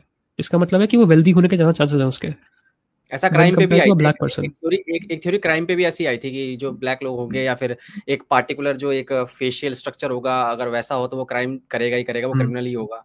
ये भी एक थ्योरी आई थी। हाँ, हाँ, हाँ। तो वही इसकी इसकी इसको दरअसल प्रॉब्लम इसके साथ में ये आती है कि real science has to be testable and falsifiable, और इसके साथ में हाँ, बहुत मुश्किल है करना। टेस्टेबिलिटी बहुत कम है इसकी। आप कैसे टेस्ट करोगे इस चीज़ को कि ऐसा हुआ था कि नहीं हुआ था, कि whether this is the reason और नॉट। तो ये इसलिए मोस्टली ये जो इवोल्यूशनरी साइकोलॉजी है ना, ये ज़्यादातर आपको बहुत कम चीज़ों पे ऐसे मिलेगी कि जो डेफिनेटिव आंसर प्रूफ के साथ जिस पे मिल जाता है आपको, वो बहुत कम मिलेगा आपको। वो कुछ ऐसी चीज़ें होंगी कि अच्छा, कि आपको राउंड बॉडी क्यों पसंद है लड़कियों के अंदर नीचे से, बेली के नीचे आपको राउंड क्यों पसंद है बॉडी। हुँ, हाँ, हिप टू क्या कहते हैं, वेस्ट रेशियो क्यों पसंद होता है लड़कों को, बस्ट रेशियो क्यों पसंद होता है, वो सब चीज़ें। तो उसके लिए आपको मिल जाएँगे definitive answers, but otherwise it is a bunch of bullshit काफ़ी ज़्यादा। तो इसीलिए मैं मेन और वुमेन की अगर बात चल रही होगी तो उसमें इसको अच्छा, नहीं लाऊँगा तो इतना। जेंडर रोल्स फिर कैसे ले आते हैं? लाइक जेंडर रोल्स में तो हमें पता है ना कि यार ऐसा ही होता होगा, लाइक पास्ट में तो कि जो मैन था वो हंट करके लाता था और जो औरत थी वो बच्चा सँभालती थी। तो वो ये सही नहीं है, मतलब अगर इवोल्यूशनरी साइकोलॉजी बोलती है। मैं ये नहीं कह रहा हूँ कि यहाँ होना ही हाँ, चाहिए बिल्कुल आज सही के है। टाइम पर। पर जेंडर रोल्स तो बिल्कुल हाँ, बिल्कुल असाइन थे सही है ना ऐसे। पहले के टाइम से। बिल्कुल असाइन थे। लेकिन मुझे इससे ये समझ नहीं आता है कि जेंडर रोल्स असाइन्ड थे, तो इससे ये कैसे होता है कि अच्छा फ्रीडम नहीं होनी चाहिए आपके पास में अपने जेंडर हाँ, रोल्स चूज़ करने की? सी बात है, मॉडर्न वर्ल्ड में रह रहे हैं बिल्कुल, यहाँ पे तो 36 चीजें हैं। हाँ, बिल्कुल। अगर आप देखोगे ना तो आपको मालूम पड़ेगा कि ये जेंडर रोल्स जो असाइंड थे ना, ये किसने असाइन करे? ऊपर वाले ने तो असाइन नहीं करे, ये एवोल्यूशन ने असाइन करे। अगर आप एवोल्यूशन को पढ़ोगे, भाई एवोल्यूशन से खतरनाक कोई चीज़ ही नहीं है दुनिया में। इतनी भद्दी चीज़ है ना एवोल्यूशन, इतने लोगों का बेसिकली एवोल्यूशन में अगर आप आज जिंदा हो तो आपके जो ब्रदर्स थे, जो सिस्टर्स थे, जो फिट टू सर्वाइव नहीं थे, वो मरे हैं, इसका मतलब है the people who were not fit to survive they died, they lost their lives. तो it was survival of the fittest लोग सर्वाइव करे हैं। किस चीज से फिटेस्ट? सर्वाइव करने का मतलब एवोल्यूशन के अंदर सिर्फ इतना है कि आप बड़े होकर रिप्रोड्यूस कर पा रहे हो, बस ये सर्वाइवल का मतलब एवोल्यूशन के अंदर। अगर आपको ये स्टैंडर्ड लेना है अपनी रोल्स का तो फिर आप ले लो भाई, मुझे कुछ फर्क नहीं पड़ता है। बट आई डोंट थिंक आज की डेट में हमें इतने लाले पड़े हैं सर्वाइवल के कि जितने पहले पड़ा करते थे कि पूरी ट्राइब में एक ही औरत है, सब मिलकर उसे प्रेग्नेंट कर रहे हैं बारी बारी, कि ऐसा आई डोंट थिंक है आज की डेट में। आज की डेट में हमारे पास में काफ़ी रिसोर्सेज अवेलेबल है, तो हमें अपनी सही गलत की पहचान इस चीज़ से नहीं करने की ज़रूरत है कि एवोल्यूशन में क्या फ़ायदेमंद है। इनफैक्ट हम करते भी नहीं है एवोल्यूशन के लिए। अगर आप देखोगे तो कोई आदमी अगर कैंसर से मर रहा है तो सर्वाइवल ऑफ द फिटेस्ट के हिसाब से तो वो जाने दो, उसको क्या दिक्कत क्या है। लेकिन हम ऐसा नहीं करते, हम उसे ट्रीटमेंट देते हैं। हम ऑलरेडी सरपास कर चुके हैं उस चीज़ को। तो जो लोग एवोल्यूशनरी चीज़ों को लेके आते हैं ना कि अच्छा एवोल्यूशन में ऐसा है इसलिए ऐसा करो, वो लोग भूल जाते हैं कि भाई जब आपको चश्मा लगा है वो लगा ही इसलिए है क्योंकि आप फिट टू सर्वाइव नहीं हो। आपको भालू आ रहा होता है दूर से दिखता नहीं, आपको खा जाता है भालू आके। कहने का मतलब नेचर ने आपको लात मार दी थी, हमने बचा लिया, सीधी सी बात है। एग्जैक्टली हम लोगों ने काफ़ी एडिट करा है नेचर को। इसके लिए फिनोमेना भी है, उसे बोलते हैं आर्टिफिशियल सिलेक्शन आज की डेट में, कि हम लोग आर्टिफिशियली सिलेक्ट कर रहे हैं स्पीशीज़ को। इसका रियल लाइफ एग्जांपल आप उसमें भी देख सकते हो कि पेड़ पौधे जो होते हैं हम उसे आर्टिफिशियली सिलेक्ट करते हैं कि क्या आगे सर्वाइव करेगा, हम डिसाइड करेंगे, वो लोग, हम नेचर नहीं डिसाइड करेगी। यस। तो अगर इसको आप रिलेट करना चाहते हो, हाँ फिर डिविएट हो गया। अगर आप इसे रिलेट करना चाह रहे हो मैन और वुमेन का जो इंडिया में वॉर चल रही है उससे, तो यार देखो इंडिया में ना औरतों के लिए it is a true fact, ठीक है, इसमें कोई आई डोंट थिंक कोई भी एक डिसएग्री करेगा मुझसे कि India is not a very safe country for women. आप मतलब इवन मेरे एज ग्रुप के जो लोग हैं वो छेड़ते नहीं है लड़कियों को इतना, वो कैट कॉलिंग नहीं करते, वो ये सब हरकतें नहीं करेंगे इतनी ज़्यादा, क्योंकि वो एजुकेटेड है। मेरी जनरेशन, आई थिंक हमारी generation is the most educated generation अब की जो आ रही है। इवन देन आप देखोगे कि घूरते हुए आपको मिल जाएंगे लड़के, लड़कियों को घूर रहे हैं ऐसे बैठ के, कोने में बैठे हैं और घूर रहे हैं ऐसे ही, या फिर ऐसे कोई लड़की जा रही है आसपास से तो देख रहे हैं। नाउ जस्ट इमेजिन कि अगर आप तो एक लड़के हो, मान लो कि आपकी बॉडी वेट थोड़ा कम होता है इससे, जितना भी है आपकी फाइटिंग कैपेसिटी कम होती, और आपको कुछ लड़के देख रहे हैं और 8 बज गए हैं रात के, अंधेरा होने को आया है। अब मुझे बताओ आप कैसे, would you not feel unsafe इस मौके पे? तो जो लोग कहते हैं ना कि नहीं नहीं औरतों को कुछ प्रॉब्लम नहीं है, उनको इस बारे में थोड़ा सोचना चाहिए कि क्या सच्ची में प्रॉब्लम्स है या नहीं है। तो मेरे हिसाब से ये है। और अगर आदमियों की बात कर लें तो औरतों, जो लोग बोलते हैं कि भाई देखो ये जैसे ही कुछ ऐसा होता है तो फटाफट से औरतें आ जाती हैं बोलने के लिए कि यार सब आदमी जो होते हैं ऐसे ही होते हैं, उधर से आदमी खड़े हो जाते हैं कि not all man, not all man. तो जो एवोल्यूशन के पोल के ऊपर जो देर से राइड कर रहे होते हैं लोग, वो अब नहीं देख पा रहे हैं क्या कि एवोल्यूशन के हिसाब से क्या होना चाहिए यहाँ पे। इवोल्यूशन के हिसाब से अगर आपको खतरा है किसी चीज़ से तो फर्क नहीं पड़ता कि क्या वो सच्ची में हर कोई ही खतरनाक आदमी है या नहीं है। For example, I am 100% sure कि 100% of the tigers are not going to harm me और किल मी। कुछ ऐसे भी टाइगर्स होंगे जो मुझे देखेंगे, चले जाएंगे वहां से, अपना काम करेंगे, लेकिन मैं फिर भी, मेरा डर जो है टाइगर को के प्रति वो जस्टिफाइड है, क्योंकि भाई उसको मौका मिला वो मुझे खा जाएगा, and I can not predict that. मेरे पास कोई तरीका नहीं है जानने का कि मुझे खाएगा या नहीं खाएगा। उसी तरीके से औरतों का भी सेम हाल है आज की सोसाइटी के अंदर। उनके पास कुछ आइडिया ही नहीं है कि भाई रात के अंधेरा एक बार हो गया, सुनसान एरिया है, तो ये आदमी मेरे साथ क्या करेगा, उनको नहीं आइडिया है, राइट। वो सिर्फ अपने बहुत ही क्लोज लोगों पे भरोसा कर सकती हैं, राइट, नहीं अपने क्लोज लोगों पे भी नहीं कर सकती है। इंडिया के अंदर में तो स्टेट्स होते हैं, रिलेटिव्स से निकलते हैं, मेजॉरिटी रिलेटिव्स निकलते हैं। तो आप खुद सोचो ना उनके पास अभी रीजन क्या है किसी को ट्रस्ट करने का। तो जो लड़के बोलते हैं कि not all man, of course not all man, हर कोई नहीं करता है, पर औरतों के पास कोई तरीका नहीं है ये पता लगाने का मेरे दोस्त। तो just chill out, it's okay, इतना कुछ इसमें है नहीं, बड़ी बात नहीं है कोई। अगर आपको थोड़ी देर के लिए सुनना पड़ रहा है तो आपकी जात ने कुछ खराब किया है ऑब्वियसली। फेमिनिस्ट हो आप? यस यस, होना पड़ता है। या मैं देखता हूँ किसी एक बुलाऊंगा किसी मेंस राइट वाले को, तब पूछूंगा उससे सवाल कि भैया बताओ ये जो लेजी भाई आए थे वो बता रहे थे कि स्टैट्स जो हैं ये जितने भी आप दिखा रहे हैं आंकड़े हैं वो सारे फर्जी हैं, वो फैलाए गए हैं अपने नहीं, यू फर्जी नो नहीं है, फर्जी नहीं है, मतलब ऐसे स्टैटिस्टिक्स क्या तो फिर मिलेंगे आपको कि अगर वो 70%। फैलाए गए हैं तो इसमें गलत क्या है अगर वो फर्जी नहीं है तो? मैं बताता हूँ, फर्जी नहीं है, इसका मतलब है कि स्टैटिस्टिक्स ये फैला रहे हैं इंडिया के अंदर कि 80% या 75% जो केसेस हैं वो फेक केसेस होते हैं, जबकि ऐसा नहीं होता। अगर आप किसी लीगल सिस्टम में जाके पढ़ोगे कि फेक केस क्या होता है, तो आपका दिमाग ही हिल जाएगा। क्यों? क्योंकि भाई रेप केस के अंदर फेक केस वो उसको भी काउंट कर लेते हैं जहाँ पे एक लड़की ने पहले केस करा उसके बाद हटा दिया, या फिर एक पहले लड़की ने केस किया और उसके बाद में वो प्रूव नहीं कर पाई कि उसके साथ रेप हुआ है। इसका ये मतलब थोड़ी कि रेप ही नहीं हुआ। ओके, इसका सिर्फ इतना मतलब है कि प्रूव नहीं कर पाई वहाँ कोर्ट के अंदर। तो फेक का वर्ड जो है, आउट ऑफ कोर्ट सेटलमेंट अगर आपने कर ली है विदाउट इन्फॉर्मिंग द कोर्ट, और आप सिर्फ एक पार्टी बैक डाउन कर रही है वहां से, तो उसको भी फेक केस बोलेंगे। हर ऐसी सी चीज, और इसका स्टेटिस्टिक्स हमारे पास में एक्चुअली में नहीं है कि कितने केस रेप एक्चुअली में फेक है। और ये प्रूव करना इम्पॉसिबल ही हो गया एक तरीके से ना, कि आप कैसे प्रूव करो कि रेप नहीं हुआ था। ये तो प्रूव करना इम्पॉसिबल ही है एक तरीके से, अनलेस आपके पास में कुछ ऐसा एलिबाई है कि आप अमेरिका में थे और लड़की क्लेम कर रही है इंडिया में थी वो, तब तक तो प्रूव ही नहीं हो सकता कि फेक केस था, राइट? जब तक आपके पास कुछ बहुत ही स्ट्रॉन्ग एलिबाई ना हो। तो ये स्टेटिस्टिक्स मिस इंटरप्रेट किए गए हैं, फेक नहीं है। ऑब्वियसली फेक होते तो मैं बोलता कि अच्छा फेक फैला रहे हैं। फेक का मतलब मेरा था कि फेक तरीके से समझाया जा रहा है लोगों को कि ये फेक केसेस हैं, ऐसा नहीं है। केसेस रियल हैं। कितने हद तक इसको कह सकते हैं कि कौन से केसेस का मतलब क्या है? ऐसा नहीं है कि हर एक जो कोर्ट में डिनाई हो जाता है केस वो फेक केस हो जाता है, ऐसा नहीं होता है। ये मेरा मतलब था कहने का। ये पूछेगा आप कोई आया मैन राइट एक्टिविस्ट तो।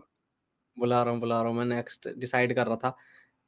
मेरे को लगता है ना कि ये जो जेंडर न्यूट्रल लॉज और जो हम ये करते रहते हैं ना, जो पॉडकास्ट में आके भी या फिर जैसे भी बात करते हो, इसका कोई फायदा नहीं है। क्योंकि मैंने ना एक लॉयर से बात की थी, उन्होंने मुझे बोला रवि कुछ फायदा नहीं है, जब तक पार्लियामेंट में बैठे लोगों को फर्क नहीं पड़ता ना, वो कैसे आ जाएगा कोई लॉ तुम्हारे लिए।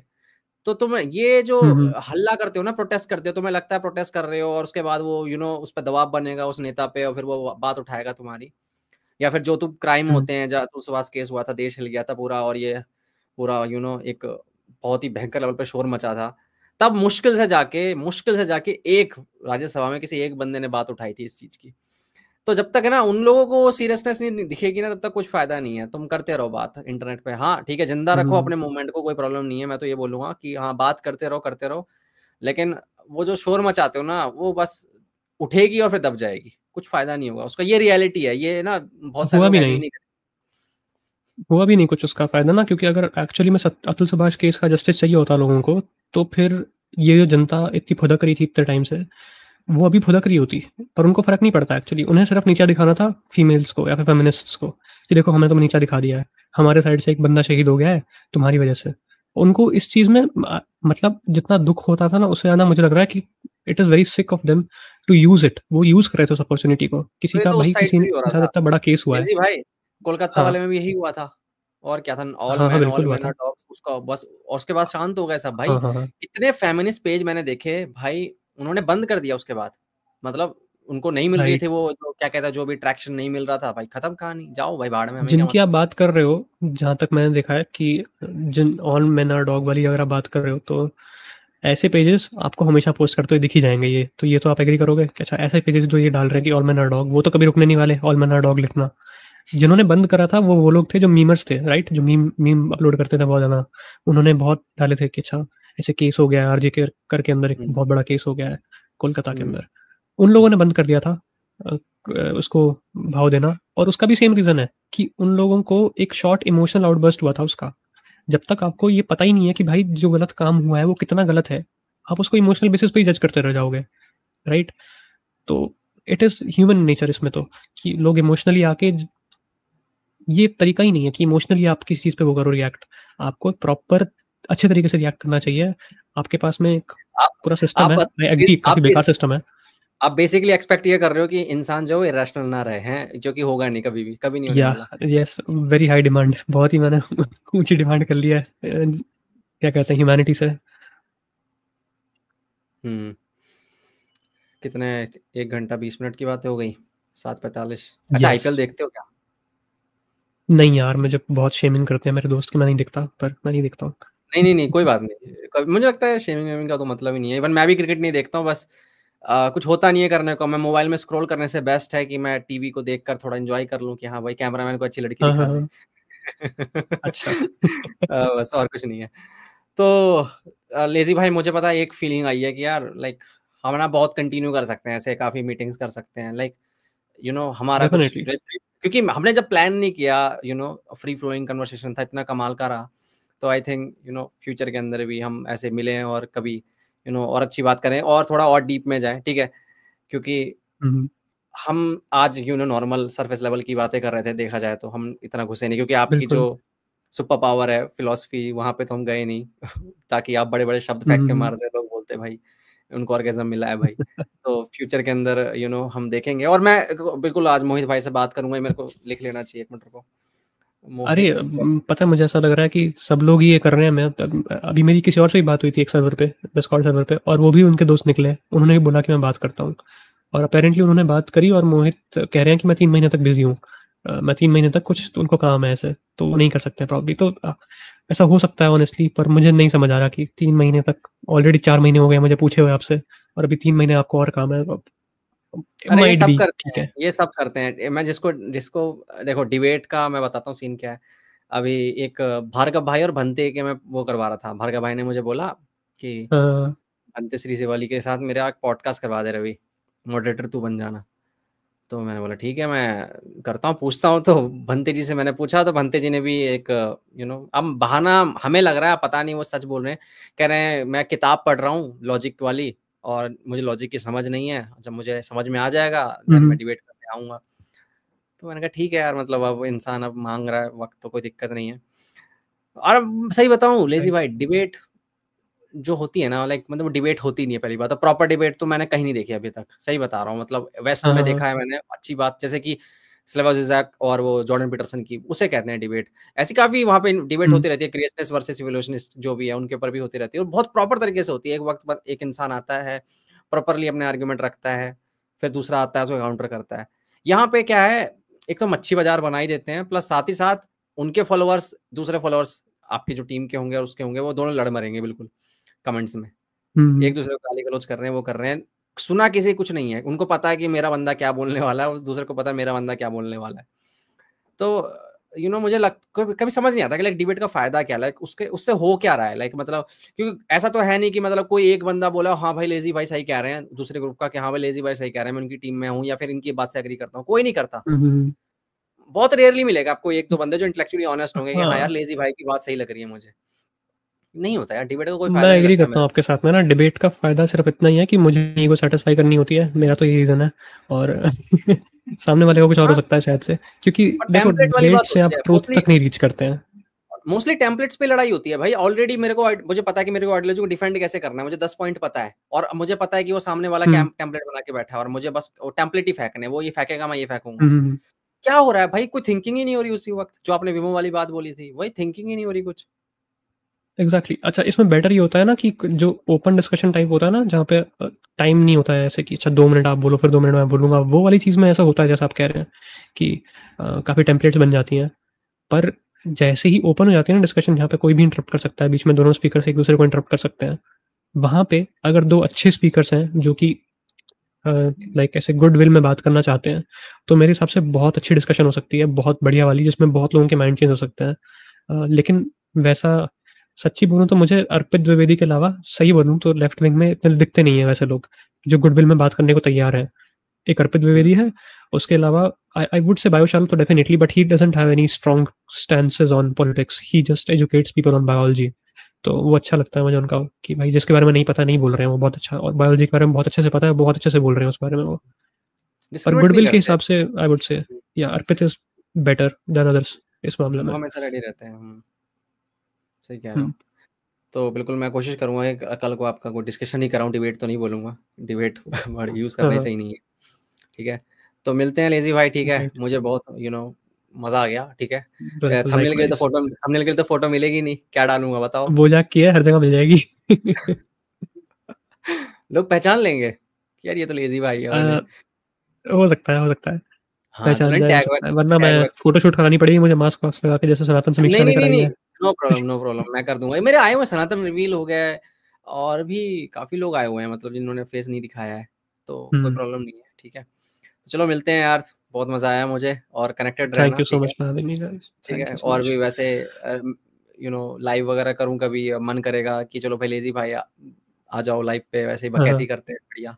ठीक है, थोड़ी सीरियस बात मुझे ज़्यादा करना पसंद भी नहीं है, जब कभी-कभी मैं ना बोर हो जाता हूँ इन चीज़ों से, कि लाइफ में इतना यू नो इतना भसड़ देख रहे हैं, तो कभी कुछ मस्ती वाली बातें भी हो जाएँ, जो कि मैं मेंबर्स ओनली लाइव में ही करता हूँ, जैसे कल होने वाली है। अच्छा। तो you no members only live में तो आपको मेंबर बनना पड़ेगा, तभी आप आ पाओगे।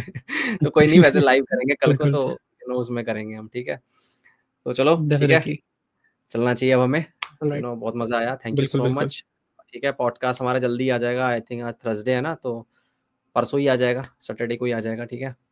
बहुत तो अच्छा। शेयर-वेयर कर देना अपनी कम्युनिटी को। 100% यार, बहुत अच्छा लगा बात ओके। करके। अरे, अरे! बहुत मुझे भी बहुत मज़ा आया। रियल नेम तो बताओगे नहीं शायद आप? नहीं, नहीं, वो तो नहीं बता सकते। ठीक है, तो आलसी भाई, मिलते हैं जल्दी, ठीक है? मिलते हैं, मिलते हैं। Okay, good night.